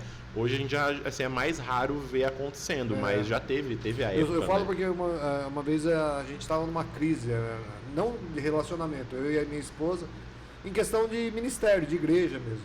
Né? E eu lembro que a gente foi para uma igreja, e essa igreja sempre tem umas placas na entrada, o pessoal segurando plaquinha. Eles não falam nada, só bem-vindo e a plaquinha lá. A plaquinha falou com a Carol, cara. Só aquilo lá, ela já começou a chorar. O que tava na plaquinha? Mano, eu não lembro. Mas porque ela prestou atenção, eu entrei, tudo bem, eu conheci um monte de gente lá. E entrou a plaquinha, falou com ela, quebrantou o coração dela e a gente teve um alívio. Carol, depois fala por mim o que tava na plaquinha. Agora a gente ficou curioso pra saber qual era a frase. Coxinha grátis, né? Imagina eu tinha assim. Essa emociona. Zoeira. Boa. Vamos lá, continuando. Igual, gente. Coxinha grátis, ela não come carne. Mas vamos lá. E hoje, quais são os projetos, Pedro? Vou voltar pro Calma aí, vamos ver o Pedro jornalista e o Pedro jornalista na agência missionária ou o Pedro pastor. Acho que a gente podia entrar nessa vibe aí, né? Primeiro teve o Pedro jornalista na TV, depois da faculdade. Você foi jornalista da TV? Fui, jornalista de TV. De noticiário tipo da Atena? Não chegava a ser assim. Não chegava a ser assim, mas foi repórter de TV. Olha aqui. Porque todas as experiências que eu contei de pregar na porta do rodeio, pregar na faculdade, foi o senhor usando o jornalismo como ferramenta, porque logo no primeiro semestre a gente começou a ter matérias muito práticas. Então, telejornalismo. Tem lá o estúdio montado na faculdade, você senta na bancada com um companheiro de sala, com um amigo, e tem que ler TP, tem que ler texto, tem que testar câmera, você ensina, você aprende, né, como impostar a voz, como falar, treina dicção, tudo isso você vai aprendendo. Por isso que eu falo, foi uma ferramenta poderosa que o senhor usou para aquilo, mano, que ele sabia que ia ser uma dicção muito boa, mano. Muito obrigado. De verdade. Às vezes eu acho que eu preciso falar um pouco mais devagar. Inclusive, talvez se eu estiver falando muito rápido... Não tem uma dicção boa, cara? Não, você fala muito bem. Se eu estiver falando muito rápido, vocês colocam no YouTube no menos 1.5. Vou falar pra você, sério. Domingão você tava pregando na igreja, eu ouviria você mais 1 hora ainda. Que bom, mano. Eu fico feliz. E eu tenho TDA, hein? TDA meu, tipo, 20 minutos já quero ir embora da igreja, velho. Se eu não estiver pregando. Então, sim, é o Espírito Santo que faz eu ficar ali e tal, mas eu sou muito inquieto. Então, tá vendo? Então, Deus usou todo esse processo para poder construir isso em mim. Então, assim, aí essa trave da vergonha foi sumindo. E aí, quando eu terminei, assim, nunca fui para a universidade com essa mentalidade. Quero ser repórter de TV, quero ser âncora do Jornal Nacional. Nunca tive isso comigo, assim. Essa missão. Nunca tive isso comigo. Até porque no meio da faculdade, eu comecei a descobrir outras formas de se fazer jornalismo, né? Então, tem jornalismo impresso, só com escrita e tal. E eu comecei a descobrir essa vocação para a pregação. E aí que eu falo que essa trave da vergonha, ter ido embora durante a faculdade, foi essencial, né, para poder começar a desenvolver essa outra vocação, né? E aí quando eu terminei, estava quase terminando a faculdade, acho que no último ano, se eu não me engano, no último ou no penúltimo, tem uma TV em Rio Claro que existe até hoje, chamada TV Claré, que é afiliada à TV Brasil, né, que é a TV do Palácio do Planalto. E aí eu entrei como estagiário lá, estagiário de produção, né? Para quem não sabe, em toda a redação de TV tem um jornalista que a gente chama de produtor. Então é ele que vai ligar para a fonte, marcar a entrevista, é ele que vai falar, olha, você vai fazer uma reclamação de exame, então tem que ter a tomografia, tem que ter o laudo, tem que ter o papel, onde que vai gravar, onde não vai gravar. Então tem um jornalista que faz, opera toda essa... jornalismo fuleiro. Para não chegar lá e não... a pessoa tá... Né? Isso, a pessoa tá doente, mas cadê o exame que mostra? Não tem. Então, para não ter esse despreparo, o produtor ele prepara o terreno para a equipe do repórter e do repórter cinematográfico chegarem lá e fazerem a isso reportagem. Isso para não dar uma falsa notícia, tipo isso? Sim, também faz apuração antes, o que está acontecendo? Está acontecendo assim, assim, assim, assado. Já faz uma pré-entrevista, né? Então tem todo esse processo. Então eu entrei na TV fazendo esse papel, né? Desempenhando também várias outras funções, né? Porque estagiário meio que faz tudo, mas eu aprendi a ser fazendo café, quando eu tomo café, né? Mas a função principal era de produtor. E aí um dia eu estava no último semestre de faculdade, a jornalista que era nossa chefe de reportagem na época, né, me desafiou, falou, Pedro, você não quer fazer um Fala Povo, né, que é aquela pesquisa de rua? Né? Então, olha, o Brasil vai ter jogo domingo, o Brasil vai ganhar ou vai perder? Você fez jornalismo esportivo? Não, esportivo não fiz. Fiz algumas pautas de esporte quando era meu plantão de final de semana. Você fez, Fiz Velho e Rio Claro e Ferroviária. Mas você foi lá entrevistar a galera? Fui, cara. Ia no estádio. Cara, você fez jornalismo de esporte. Fiz jornalismo esportivo. Sim, dentro desse todo, você né? Você gosta de futebol, isso daí? Cara, aprendi a gostar mais nessa época. Né? Aí os cinegrafistas me explicavam mais, isso aqui é tal coisa, isso aqui é outra coisa. Tanto que hoje eu gosto muito de assistir futebol. Não gostava tanto, mas hoje, depois dessa época, eu aprendi a gostar. Nossa, e aí me desafiaram. Você não quer fazer um Fala Povo na rua, uma pesquisa de rua? E assim, para quem talvez é jornalista, foi repórter de TV ou está me assistindo, sabe que é uma das coisas mais difíceis de se fazer como repórter é fazer Fala Povo. Sério? Porque tem dias que todo mundo quer falar. As pessoas te abordam querendo falar e querendo reclamar, mas tem dias que ninguém quer falar, então assim, é muito imprevisível. E aí eu peguei e fiz esse Fala Povo, essa pesquisa, acho que era sobre o clima, não sei se eu não me engano, e aí parece que o bichinho me picou.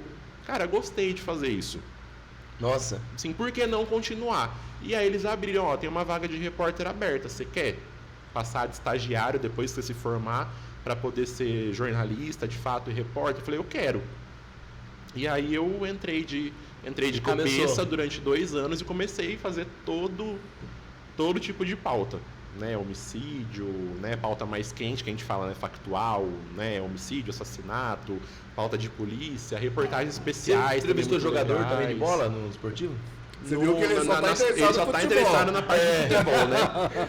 Não, mas a gente entrevistava jogador, técnico, preparador físico. Nossa, aquele cara, é meu sonho. Eu acho que eu seria um bom jornalista de esporte. Você é um jogador frustrado. Vai lá. Viu? Deixa eu te falar.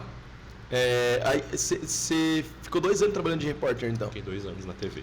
E quando que você foi fazer seminário, irmão?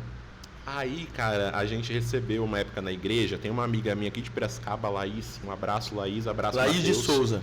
Não, a Laís Heinechek. Ah, amiga minha. É a amiga do André. Pronto, um abraço pra Laís, pro Matheus, que é esposo dela. É uma moça que também fez o negócio da Lagoinha, não também fez Carisma, que é o meu seminário. Deus, isso, porque eu liderava jovens na igreja e todo ano, né, carnaval, retiro. E aí, teve um ano que eu tava orando e aí eu entendi do Senhor que não era pra gente fazer retiro. Né? De volta eu com as minhas loucuras de novo aqui, né? Que meu pai teve que comprar. Desculpa, pai, mais uma vez. Aí eu entendi do Senhor que não era pra gente fazer retiro, mas que era pra gente ir pro carnaval da cidade evangelizar. E aí você imagina novamente a bomba caindo dentro da igreja, filho do pastor, querendo levar os jovens pro carnaval. De Deus. A Assembleia vale ressaltar isso, né? Uma Assembleia de Deus, os jovens indo pro meio do carnaval. E aí eu falei, Laís, eu quero levar o pessoal pra rua pra evangelizar. Creio que, assim, eu entendo que para nós estava sendo uma fuga, não que retiro para todo mundo é uma fuga, tá, gente? Mas eu entendi que para nós estava sendo uma fuga, tinha gente se perdendo e a gente estava se retirando no período errado do ano. Sim. E falei, Laís, eu quero levar o pessoal para a rua, mas não de qualquer jeito. Falei, traz alguém para poder treinar a gente a respeito de evangelismo, de como expor o evangelho, sabe, que dê um panorama pra gente missionário, de como que missão acontece, se todo mundo é missionário ou não, como que é, né? Porque eu já entendia que todos são missionários, mas eu queria que alguém de fora viesse falar com o pessoal, né? E ela trouxe alguns amigos dela que estavam em Belo Horizonte nesse seminário chamado Carisma, que é o seminário da Igreja Batista da Lagoinha, que os crentes conhecem bastante. E ela trouxe esses amigos dela para cá, que hoje todos, graças a Deus, se tornaram meus amigos também, grandes amigos. E ela trouxe esse pessoal para cá.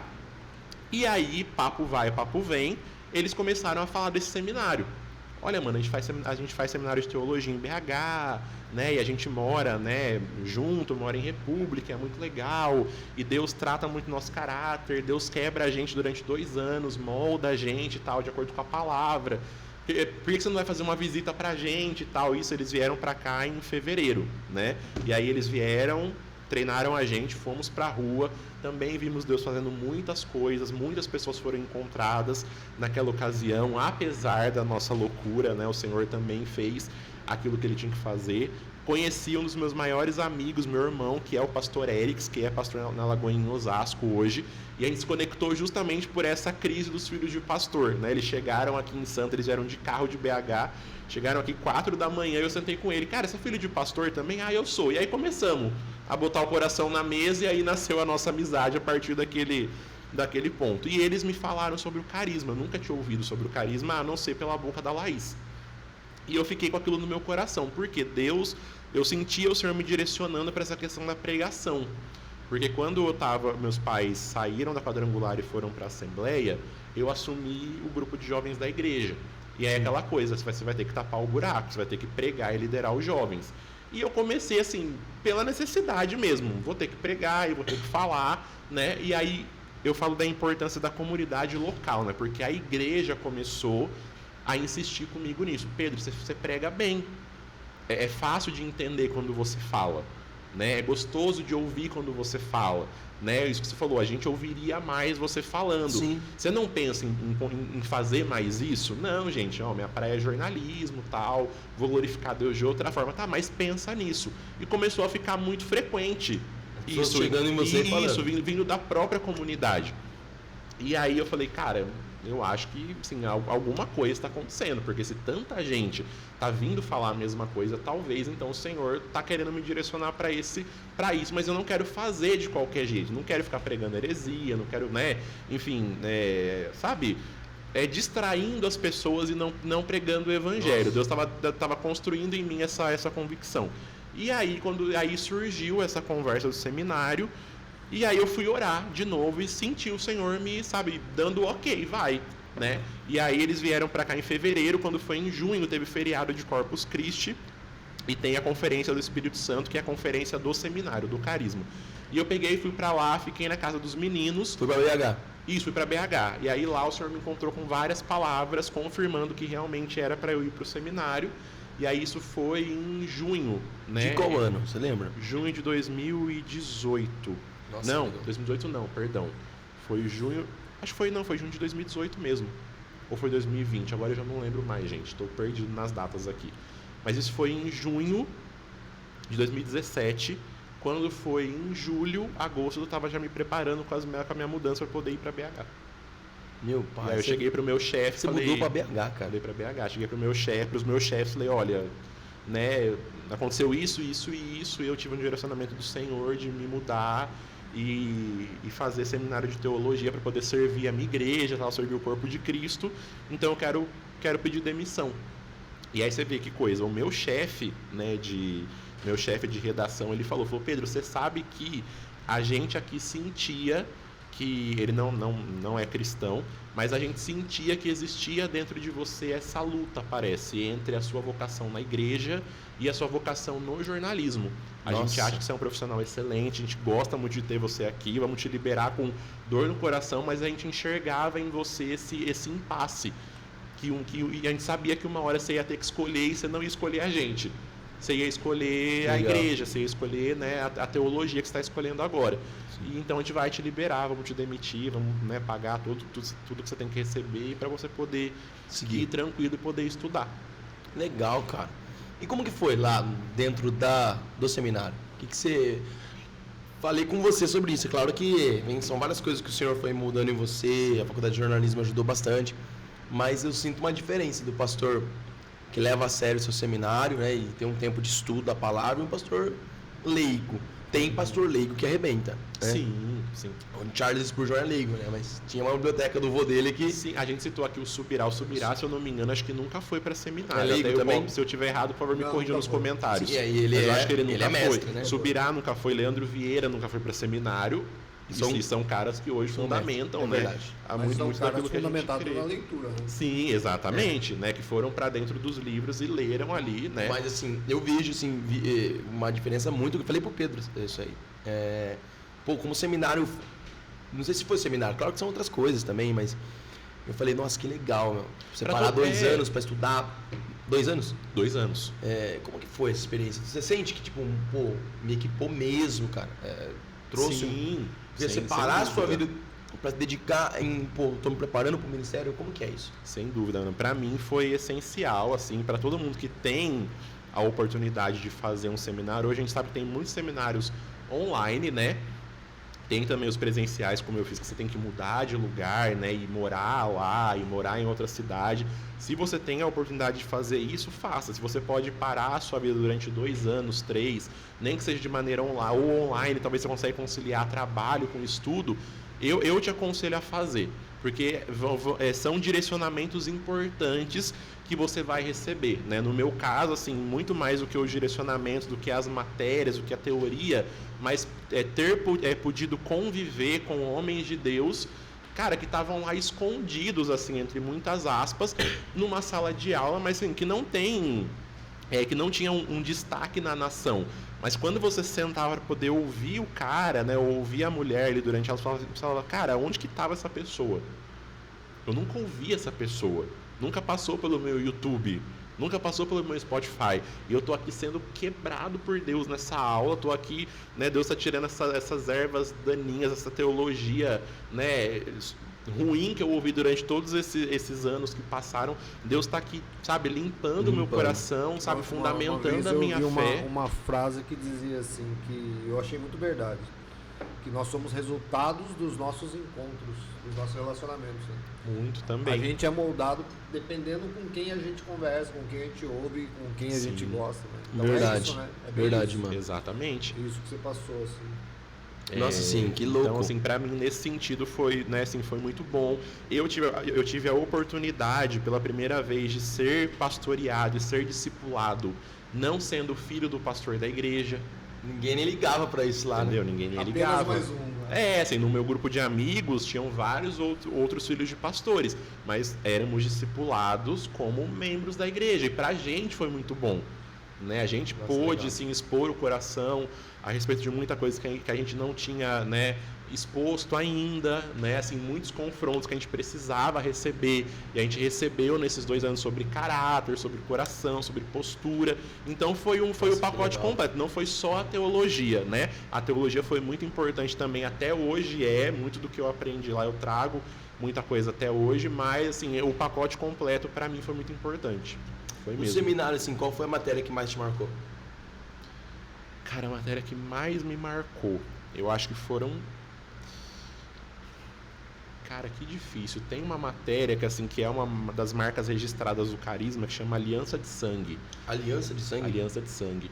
E eu tive essa matéria, tive o privilégio de ter ela com o diretor do seminário, que é o pastor Léo Capochim. E aí ele vai expondo, né, caminhando, porque a Bíblia é um livro de alianças, né, principalmente no Antigo Testamento. Sim. Deus, ele quer habitar no meio do povo dele, e a forma como ele encontra, de uma das formas, né, para cumprir esse propósito, é se entregar, né, em aliança para alguns homens durante a Escritura. Então essa matéria vai passando por isso até chegar, percorrendo esse caminho, né, até chegar na nova aliança. Eu lembro que na última aula eles sempre fazem uma ceia, né? E aí depois dessa matéria eu nunca mais tomei ceia da mesma forma. Assim, o meu entendimento sobre o que é, né, sobre o que é ceia do Senhor, a importância que ela tem no corpo de Cristo, na vida cristã, foi, assim, para minha vida foi transformador. Então acho que eu destacaria essa matéria. Aliança de Sangue. Aliança de Sangue. Legal. Aliança de Sangue. Aliança de Sangue. Muito bom. Show de bola. E hoje como que tá? O que você tem de projeto? O que você está desenvolvendo? O que você está vivendo? Olha, hoje eu sou responsável, né, na igreja dos meus pais pelo departamento de ensino, né, da igreja. Então a gente está lá toda segunda-feira estudando a Bíblia juntos com a igreja. Você está estudando as cartas de Paulo também? A gente está fazendo o panorama do Novo Testamento, na verdade, mas também estamos nesse momento nas cartas de Paulo. Legal. Né? Então a gente está lá toda segunda-feira. Você é o professor de... Eu sou professor da galera lá. Legal, meu. Que é uma responsa também. Seu pai senta pra te ouvir. Ter o meu pai, ter os outros pastores da igreja, ter pessoas muito mais maduras na fé, né? Sentando para poder me ouvir, é um privilégio. Né? Nossa, cara. É uma até honra, dá um desafio. Ou dá um frio na barriga triplica, esse cara me ensina aí agora. O frio na barriga triplica, mas eu estou com essa responsa hoje. E amando, gente, amando a igreja local, amando o que o senhor está fazendo lá, tendo também o privilégio, né, de compartilhar também em outras igrejas. Conheci o Vitão assim, né, e também, né, saindo para poder ensinar também em outras igrejas, em outros seminários, e tem sido maravilhoso. E hoje, né, assim, de fato, abracei essa minha vocação assim, no quesito pastoreio e ensino. Nossa, né? Que legal. E, assim, hoje, de fato, eu entendo que é aquilo que Deus tem, não adianta fugir. Já quis muito fugir, né, mas não deu muito certo, então hoje eu parei. Você, da Igreja Assembleia de Deus, Renovo? Ministério Novo Tempo. Ministério Novo Tempo. E como vocês têm desenvolvido a vida de igreja local lá? Como tem sido? Se você falou que você dá o ensino, o culto de ensino, é uma Assembleia de Deus que tem, assim, tradicional mesmo? Tipo, tal dia tem o culto de ensino, tal dia tem o culto no meio da semana, como que é lá? Sim, temos o culto de ensino, temos o culto do meio da semana. Vocês cantam 3 hinos da harpa também? Não cantamos hino da harpa. É porque assim, a nossa igreja, ela na verdade é formada pelas as pessoas da igreja, e até mesmo os pastores vêm de realidades de igrejas diferentes, assim, né? Porque acabou que nessa transição dos meus pais saindo da quadrangular, o meu tio, que é presidente dessa denominação, fez esse convite, e os meus pais abraçaram, né, esse desafio de pastorearem essa igreja, essa assembleia na nossa cidade.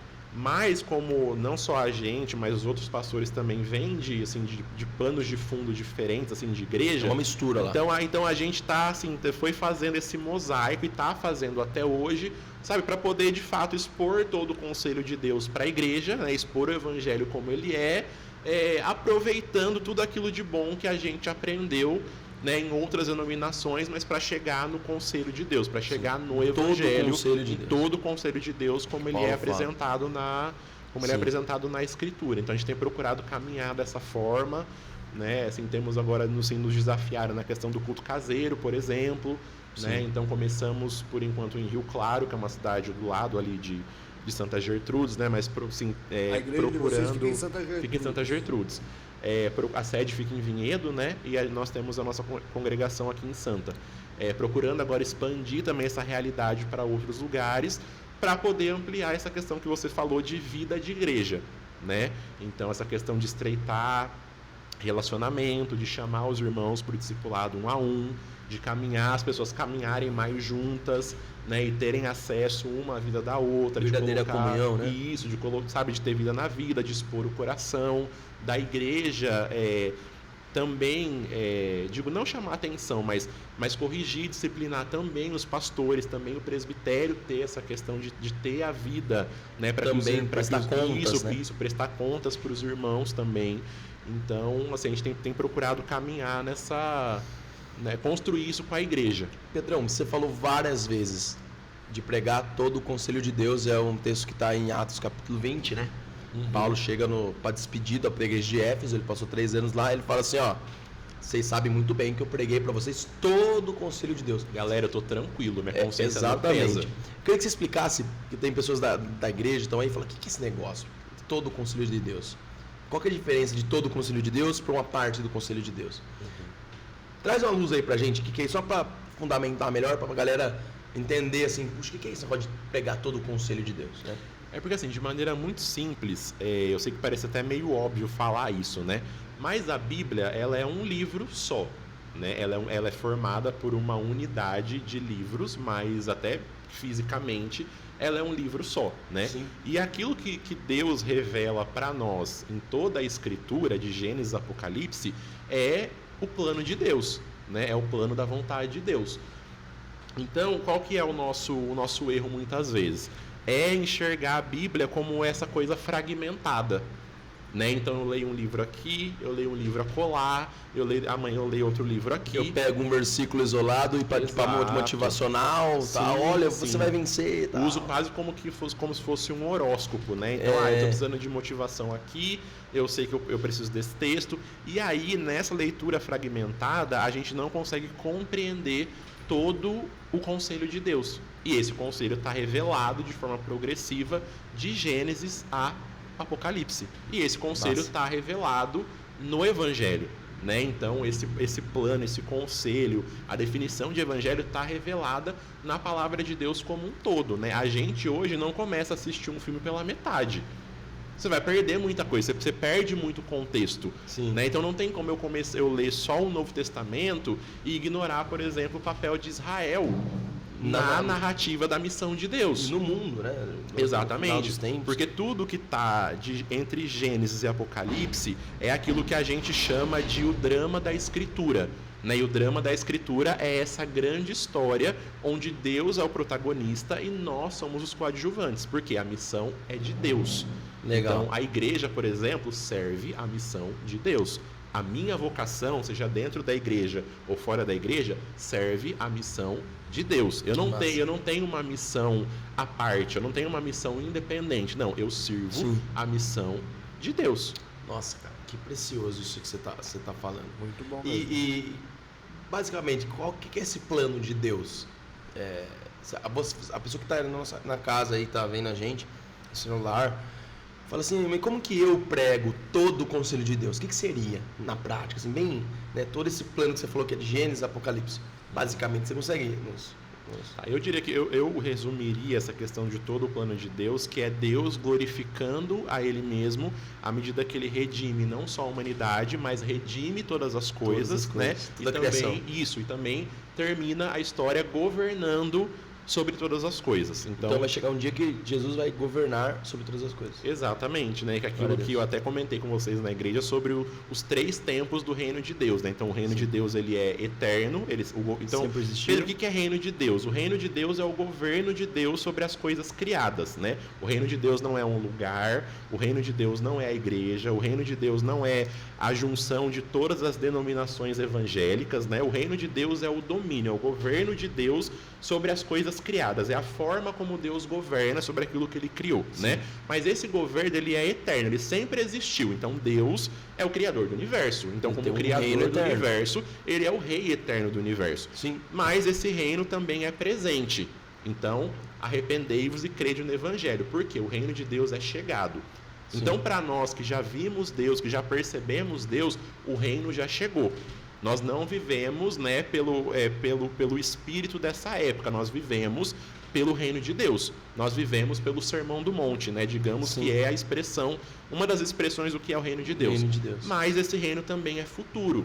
Se você olha para a criação hoje, você precisa de 5 minutos para poder entender que as coisas não estão funcionando na sua plenitude. Então nós cremos que vai chegar um dia que esse reino de Deus, esse domínio, ele vai vir e ele vai encher toda a terra. Vai ser pleno, né? Ele vai ser como pleno. As águas enchem o mar. Como as águas cobrem o mar, toda a terra vai se encher da glória, né? E do conhecimento do Senhor. Então entendendo essa questão, né, do reino em 3 tempos, a gente também vai entendendo melhor o conselho de Deus, né? Esse drama da Escritura onde Deus está revelando não só o seu plano, mas Deus está revelando o seu próprio caráter, Deus está revelando a sua própria pessoa, né, para a humanidade. E eu creio, mano, que assim, se nós, uma das maneiras assim, efetivas a gente fazer isso é ampliar o nosso contato de novo com o Evangelho, ampliar o nosso contato com a Escritura. Por quê? A gente muitas vezes entende o Evangelho somente como uma mensagem para a salvação e não como uma mensagem para a vida. Sim. Então, olha, Cristo, né, nasceu, morreu, foi crucificado, ressuscitou ao 3º dia e voltou para o Pai para poder perdoar pecados e salvar a humanidade. Então, eu ouvi essa mensagem, eu respondo a essa mensagem e então agora eu nasci de novo. Sim. Mas agora o evangelho é colocado então de lado, né? Essa boa notícia eu não tenho mais contato com ela. Por quê? Já fui salvo, já nasci de novo e agora eu vou. Então assim, o evangelho é encarado muitas vezes somente como se ele fosse o ABC da vida cristã, né? Mas aí o Timothy Keller vai dizer que o evangelho ele é o de A a Z. Nossa, da vida cristã. Que legal, né? A gente acha mesmo que é o ABC da vida cristã, né? Porque às vezes o pessoal fala assim, ó, salvação em Cristo, aí você tem que se batizar, aí você faz isso, tal. Isso é evangelho. Beleza, já aprendi o evangelho. Agora o que tem de novo? É o evangelho ainda. Exatamente. É o evangelho do início ao fim. E por isso que tem que ensinar a guardar o evangelho, né? Na grande comissão, ensine a guardar todas as coisas que eu ensinei para vocês. Sim. Então, isso é muito real, porque as pessoas elas acham que o evangelho, tipo salvação em Cristo, a graça, a fé em Jesus, as escrituras, é algo ABC. E realmente é só para um momento específico, né? Mas se eu nasci de novo, porque pensa comigo, você estava morto nos seus delitos e pecados, agora você nasceu de novo, você é uma nova criatura, né? Então assim, agora é muito mais, não é nem pelo, a gente falou aqui de ativismo, né? Então já não é mais sobre o muito fazer, mas agora é sobre se tornar alguém a partir de Cristo. Qual que é a expectativa de Deus agora? Que eu me torne uma nova criatura a partir do padrão de Jesus, a partir do modelo do Filho. Mas como que eu vou fazer isso sem o Evangelho? Não tem como. Não tem como. Se eu fizer isso sem o Evangelho, eu vou fazer por rumo e eu não vou fazer da forma, né, como Deus espera. Não vou me tornar o tipo de pessoa que Deus espera que eu me torne. Então, por isso, a gente precisa encarar o Evangelho como sendo o de A a Z da vida cristã. Então, eu particularmente creio, né, que a palavra de Deus tem algo a dizer sobre cada aspecto da nossa vida. Relacionamento, administração financeira, Exato. Só que a gente só vai saber dessas coisas tendo contato com essa mensagem todos os dias da nossa vida. Porque, gente, vai ser uma obra que o Espírito Santo está realizando na gente até o último dia, até a glorificação do nosso corpo, né? A transformação do nosso caráter, do nosso coração que está nesse corpo, vai durar a nossa vida toda. Então o evangelho precisa permear toda a nossa vida. Tem gente que não entende porque a vida cristã dela é uma... Não vou usar uma palavra chula aqui, mas tipo, é ruim.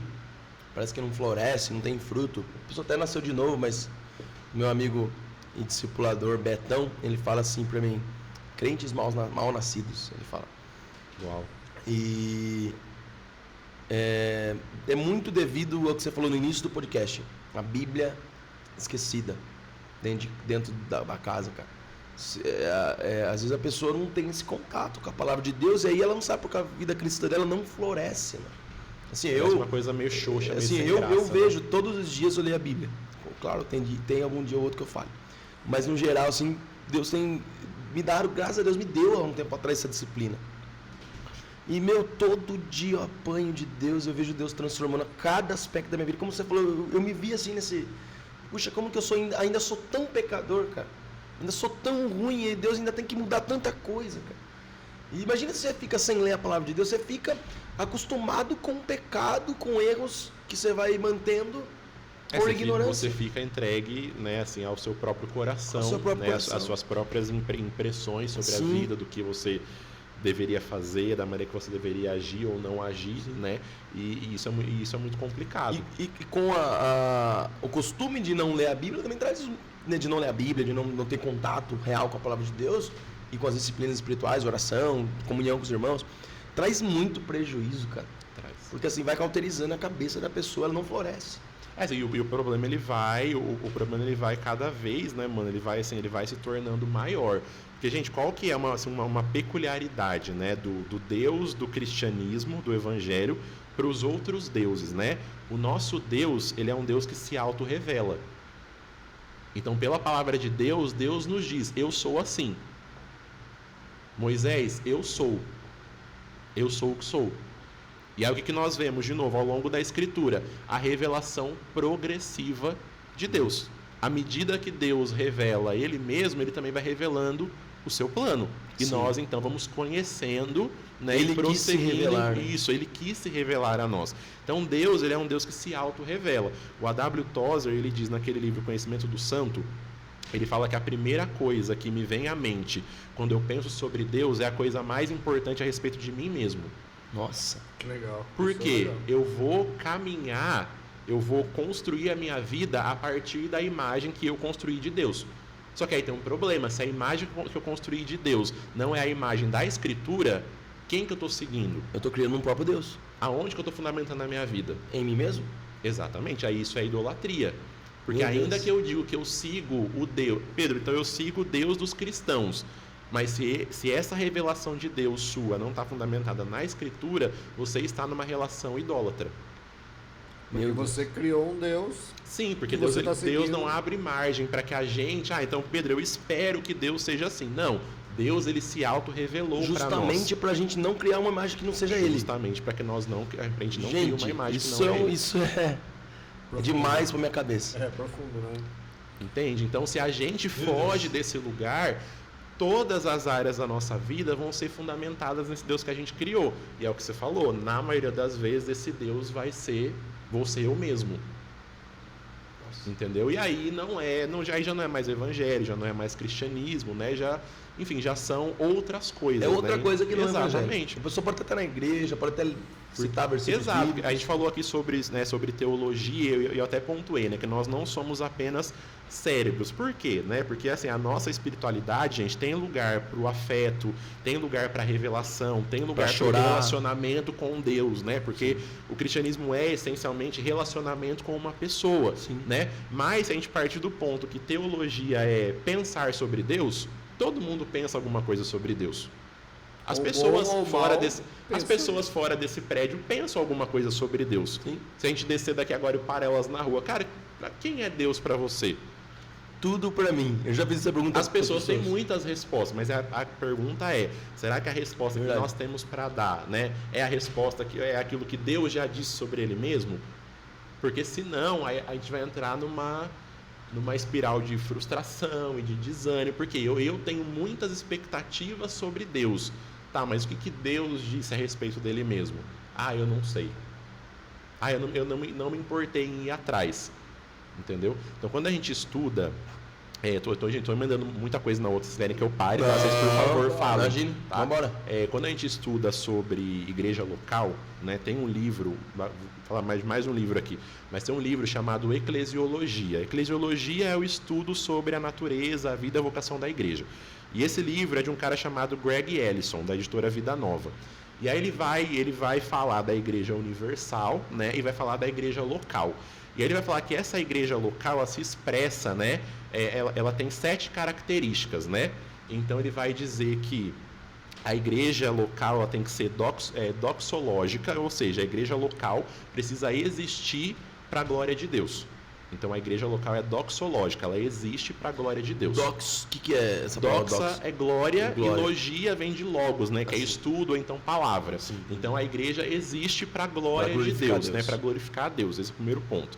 Depois, eu vou até abrir aqui os pontos para eu não correr o risco de esquecer de nenhum, mas foi algo assim que mudou o meu entendimento a respeito de igreja local e pode ser que sirva para alguém que está ouvindo a gente. Então, primeiro, a igreja ela tem que ser doxológica, ela existe para a glória de Deus. Depois, a igreja ela tem que ser logocêntrica, ela tem que ser centrada em Cristo e na palavra de Cristo.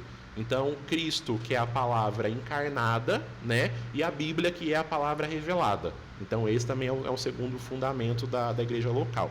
Depois, ele fala que a igreja local tem que ser pneumodinâmica, né? Então, a igreja ela é reunida e ela é empoderada pelo Espírito. E ela também é mantida unida pelo Espírito.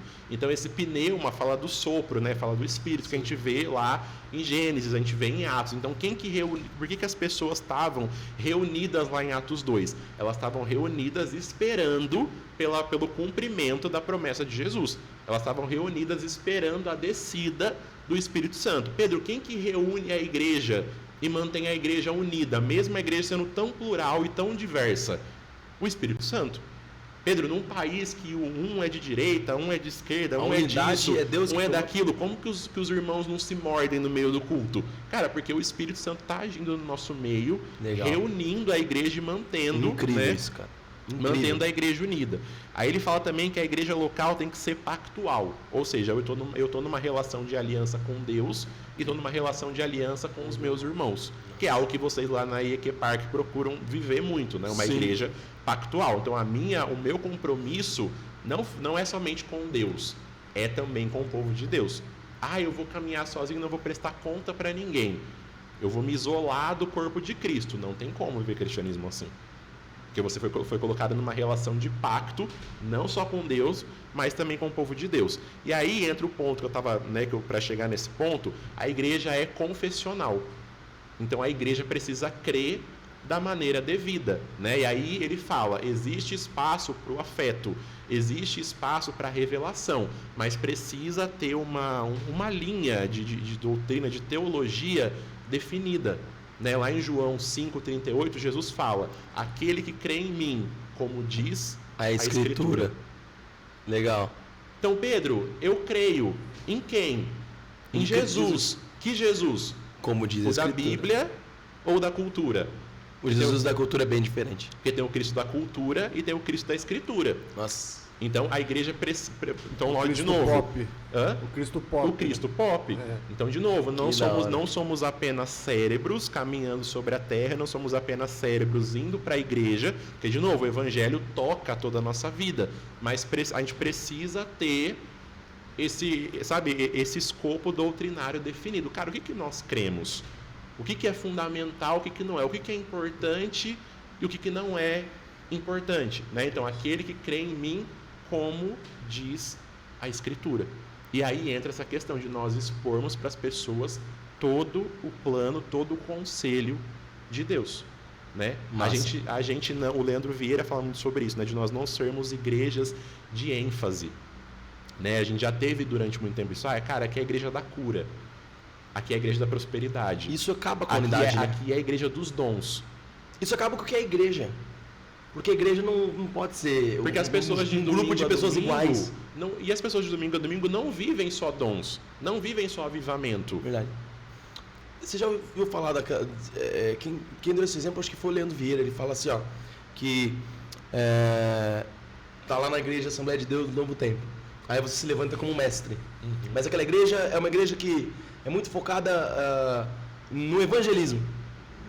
E ao invés do pessoal fundamentar o evangelismo deles no dom de mestre que você está sendo levantado para ensinar eles, como é a igreja de Atos, né, ali, mestres, doutores, profetas, eles começam a te escorrachar, viu, tá muita teologia, hein? A letra mata, usa o texto fora do contexto, a letra, esse aí... Tá matando a igreja. Esse aí, minha mãe usava de vez em quando para mim. A letra mata, não tem nada a ver, né? E vai, e aí te escorraçam. Ou você se sente muito incomodado ali porque você não está fazendo, você vai embora. Aí você monta uma igreja. Não, dou um exemplo só, né? Uhum. Aí você monta uma igreja de mestres, tem o sino e tal. Aí surge um cara profeta lá dentro, que tem esse... Aí logo, viu? Isso aí é emocionalismo, cara. Então assim, acho que uma coisa que o Senhor está nos ensinando nesses dias é tipo... Dá pro profeta ser humilde o suficiente de falar, Pedro, eu tenho que profetizar, mas eu preciso da base do ensino que você tem. Sim. Pedro, eu sou evangelista. Eu quero pregar o evangelho aqui dentro do corpo de Cristo, uns dos outros, mas também no mundo. Eu tenho uma ânsia porque as pessoas conheçam Jesus, mas eu preciso da base que você está me passando. E você também, pastor, por favor, governa aqui conforme Cristo está governando a igreja, pastoreia a nossa vida. Mas é um negócio que um depende do outro mesmo. Sim. E parece que os 5 ministérios foi restaurado, né? No século passado teve uma restauração dos 5 ministérios. E a gente precisa entender isso. Sim. Que a gente precisa conviver junto e aproveitar um dos outros nesse sentido. Não estar num lugar de extremismo, né? Mas um lugar de integridade. Exatamente. Gente, vamos ser um corpo inteiro, vamos ser um corpo completo, né? Onde todos servem a todos, onde todos se engajam na missão de Deus, mas pelo fundamento da palavra, né? Assim, que é para construir uma igreja onde a palavra sempre vai ter a última palavra. Sim. Né? Cara, como que a gente decide? Cara, a palavra decide. Né? Não é o pastor que manda na igreja, é a Bíblia que manda na igreja. Você teve alguma coisa que você acreditava e lendo a palavra e fala assim, a partir de hoje eu deixo de acreditar nisso? Cara, eu acho que muito simples assim, jejum, cara. Sério? Como que é? Quanta greve de fome eu já não fiz achando que era jejum, e não era. Porque eu aprendi, né, que a minha teologia foi construída que jejum era você fazer greve de fome para Deus te dar aquilo que você quer. Nossa. Porque tinha até assim, tinha essa criança fazendo birra pro pai. Né? Isso, tinha esse dito, né? Olha, até agora eu estava orando. Mas a partir de agora eu estou orando e jejuando. E aí você até impostava um pouco mais a voz, né? E aí era essa a impressão. Parece que você agora ia pegar Deus pelo colarinho da camisa, encostar Deus na parede. Não, agora você vai ter que fazer, porque eu parei de comer. Para você me dar aquilo que eu quero, né? E aí, quando você vai estudar sobre o que é jejum, né? De fato, o Ângelo Basso fala isso, né? Jejum não é a disciplina da barganha, mas é a disciplina da saudade. Nossa, que incrível isso, mano. Então não é barganha, é saudade. O noivo foi arrancado de nós. Jesus, por que seus discípulos não jejuam? Gente, como que você vai num casamento, a noiva passa na mesa, não estou comendo, estou de jejum. Pô, imagina que desconforto, que coisa, né, desrespeitosa. Não, mas quando o noivo for tirado, vocês vão jejuar. Né? E eu sempre confundo, gente, eu tenho um fato sobre mim, eu sempre confundo John Wesley com Jonathan Edwards, eu sempre confundo quem falou que coisa. Então eu vou deixar aqui na conta dos dois e depois a gente vê quem falou, né? Se eu não me engano foi John Wesley. O Jô. Foi um dos Johns da vida, né? Que falaram que o jejum, ele acelera o nosso processo acelera o processo do desnudamento da nossa alma diante de Deus. Por quê? Ele fala que muitas fortalezas da nossa alma são mascaradas com comida. Sério, mano? Então, eu tô tão triste hoje, eu mereço uma panela de brigadeiro. Cara, a semana foi tão desgastante no meu trabalho, eu mereço pedir um hambúrguer no iFood. Eu mereço num rodízio e dar prejuízo, né? E aí o problema, assim, não, gente, o problema, assim, a comida pela comida. Mas o que é que nós queremos mascarar com a comida? Né? A comida vira uma recompensa, né? E vira muitas vezes um escape de coisas que você deveria estar levando para o seu lugar de oração e não está levando, né? Aí ele fala, eu não faço jejum porque quando eu fico sem comer, eu fico chato. Não é que você fica, você é chato, só que a comida mascara a sua chatice. Nossa, mano. Você é alguém explosivo, mas a comida mascara a sua falta de domínio próprio. Meu Deus. E aí quando você tira isso do meio do caminho, cara, o seu coração, a sua alma é desnudada diante de Deus. Pedro, eu tive uma experiência faz um ano e meio. Não lembro, mas faz um ano e meio mais ou menos. E eu tenho TDAH. Se você deixar uma bacia de amendoim aqui, vocês estão vendo, acompanhando aí, não é? Tem o meu pecado também, né? O TDAH mais o meu pecado. Desgraçado. E eu comeria o dia inteiro, acabaria com uma bacia de amendoim. Eu tava em casa e eu tenho muita dificuldade, cara. Tipo assim, tem um pote de doce. Eu não consigo comer um potinho, beleza, já comi ou 2. Eu quero acabar com a taça, quero acabar com o negócio inteiro. E eu tava comendo, sim, e o Espírito Santo naquele dia, tem outros dias que eu não sinto ele falar desse jeito que ele falou, mas naquele dia foi muito pontual. Ele falou assim pra mim: eu não te faço feliz, né, Victor? Você precisa terminar de comer isso pra ficar contente, né? Meu Deus. Eu não sou suficiente pra você, né? Foi um negócio bem assim, cara. E eu parei de comer e falei: Senhor, me perdoe, é isso mesmo. Eu tô ansioso, eu tô com um vazio aqui, eu tô com um aperto e eu quero descontar nessa comida porque no fundo, eu não acredito que o Senhor vai me deixar feliz. Eu me arrependi ali, pedi perdão pro Senhor. Teve outras vezes que eu repeti isso. Uhum. É uma luta.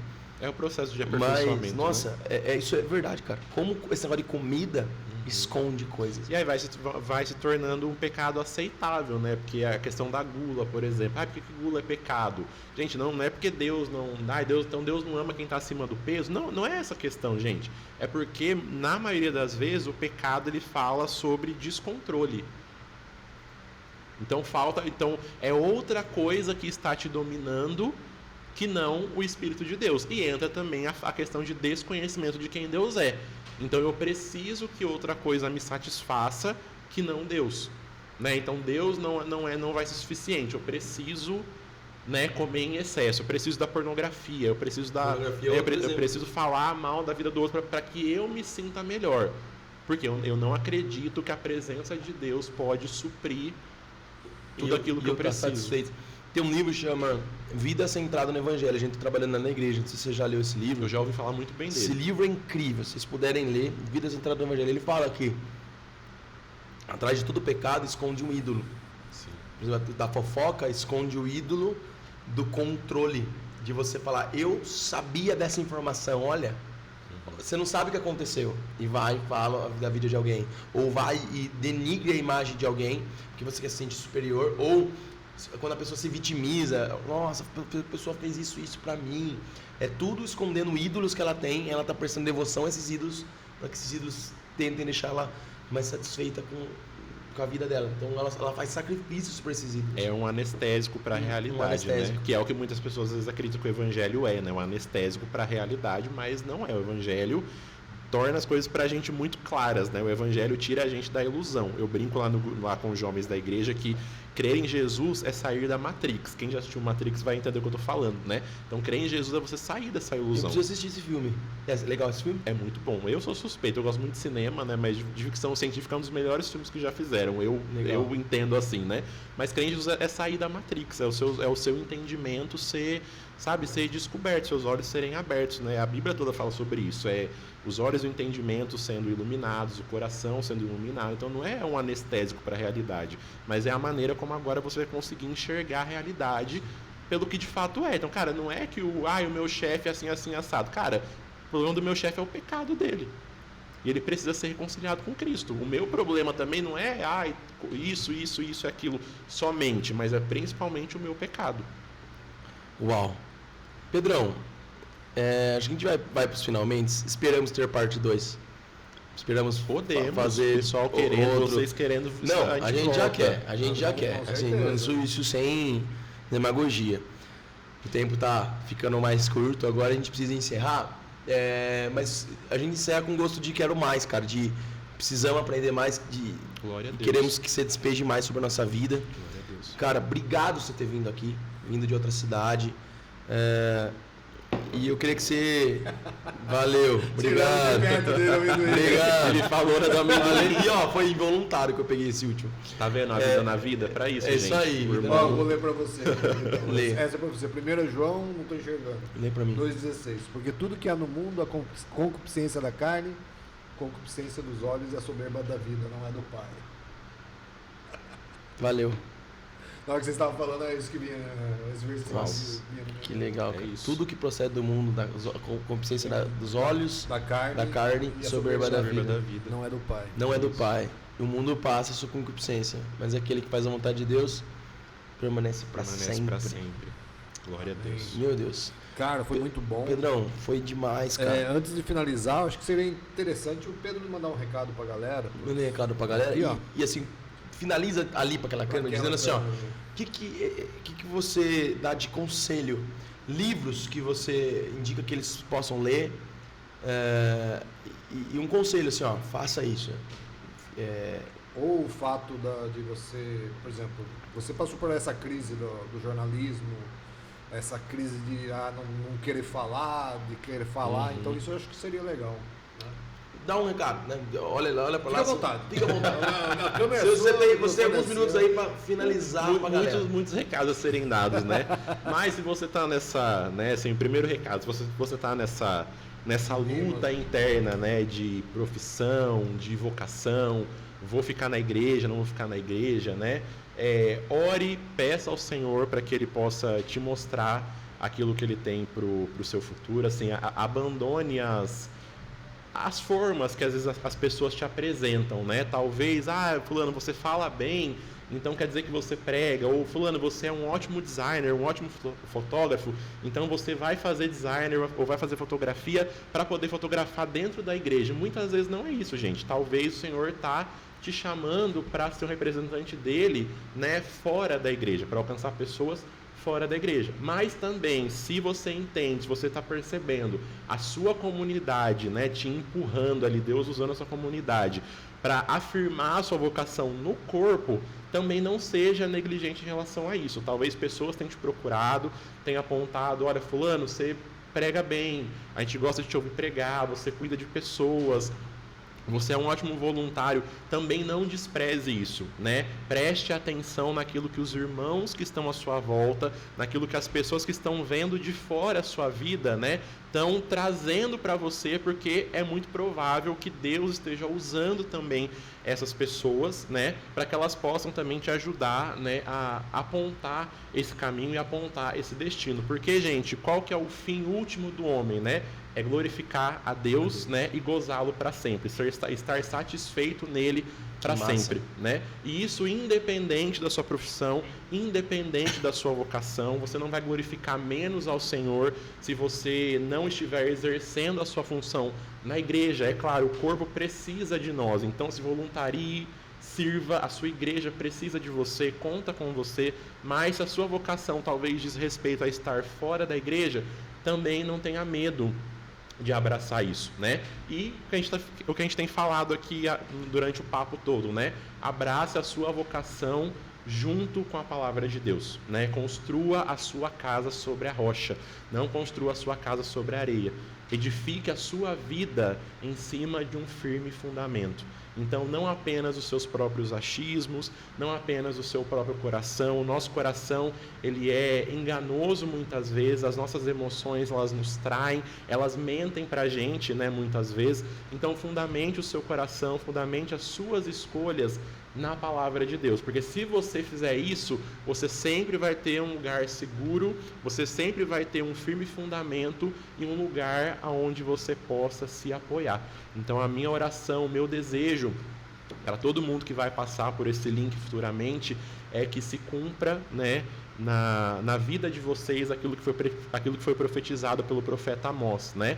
Eis que vem dias, diz o Senhor, em que derramarei fome e sede sobre a terra, mas não fome de pão e nem sede de vinho, mas fome e sede pelas palavras do Senhor. Glória a Deus. Então, meus amigos, que nós possamos conhecer e prosseguir em conhecer ao Senhor, Pedro, eu já nasci de novo, eu já estou na igreja, meus pais já são pastores, eu já estou envolvido com um serviço na casa de Deus, né? Mas talvez não está passando disso, mas o que Deus tem para você é algo muito mais profundo. Então não se contente, né, em somente trabalhar para Deus, mas deseje com toda a sua vida, em todos os seus dias, ser amigo de Deus. Porque, meus amigos, o último dia, a consumação da eternidade, não vai ser a confraternização de uma empresa, né? Vai ser o reencontro de uma família. E eu espero ver todos vocês lá, nos encontrando com o nosso Pai e com o nosso irmão mais velho, Jesus Cristo. Glória a Deus. Amém. Obrigadão, Pedrão. Muito obrigado. Muito obrigado, gente. Que Deus te abençoe, que o Espírito Santo continue te enchendo, te guiando. Amém. Guiando essa nova fase aí da sua vida aí, né? Você pastoreia agora a igreja junto com os presbíteros lá. Sim. Que Deus abençoe toda a igreja. É um motivo de grande alegria receber pessoas assim tão profundas. Demais, cara. Eu e Tiraga, a gente tem um curso gratuito, assim, né? O podcast se torna um curso para nós. A gente aprende muito. A gente tem uma mentoria. A gente tem uma mentoria com vocês, são feras. Que bênção. Deus. Deus abençoe, mano. Amém. Deus abençoe vocês também. Obrigado pela oportunidade, cara. viu? Que bom que você tá aqui. E, gente, se esse conteúdo te ajudou, compartilha. Deixa um like. Não é... A gente quer ficar famosinho, é porque o YouTube vai entender que é relevante. Deixa um comentário, isso ajuda o algoritmo do YouTube a entender que é relevante e mostrar para mais gente, tá bom? Então, Deus abençoe vocês. Deus abençoe, grande abraço. Até a próxima. Com Deus. Valeu.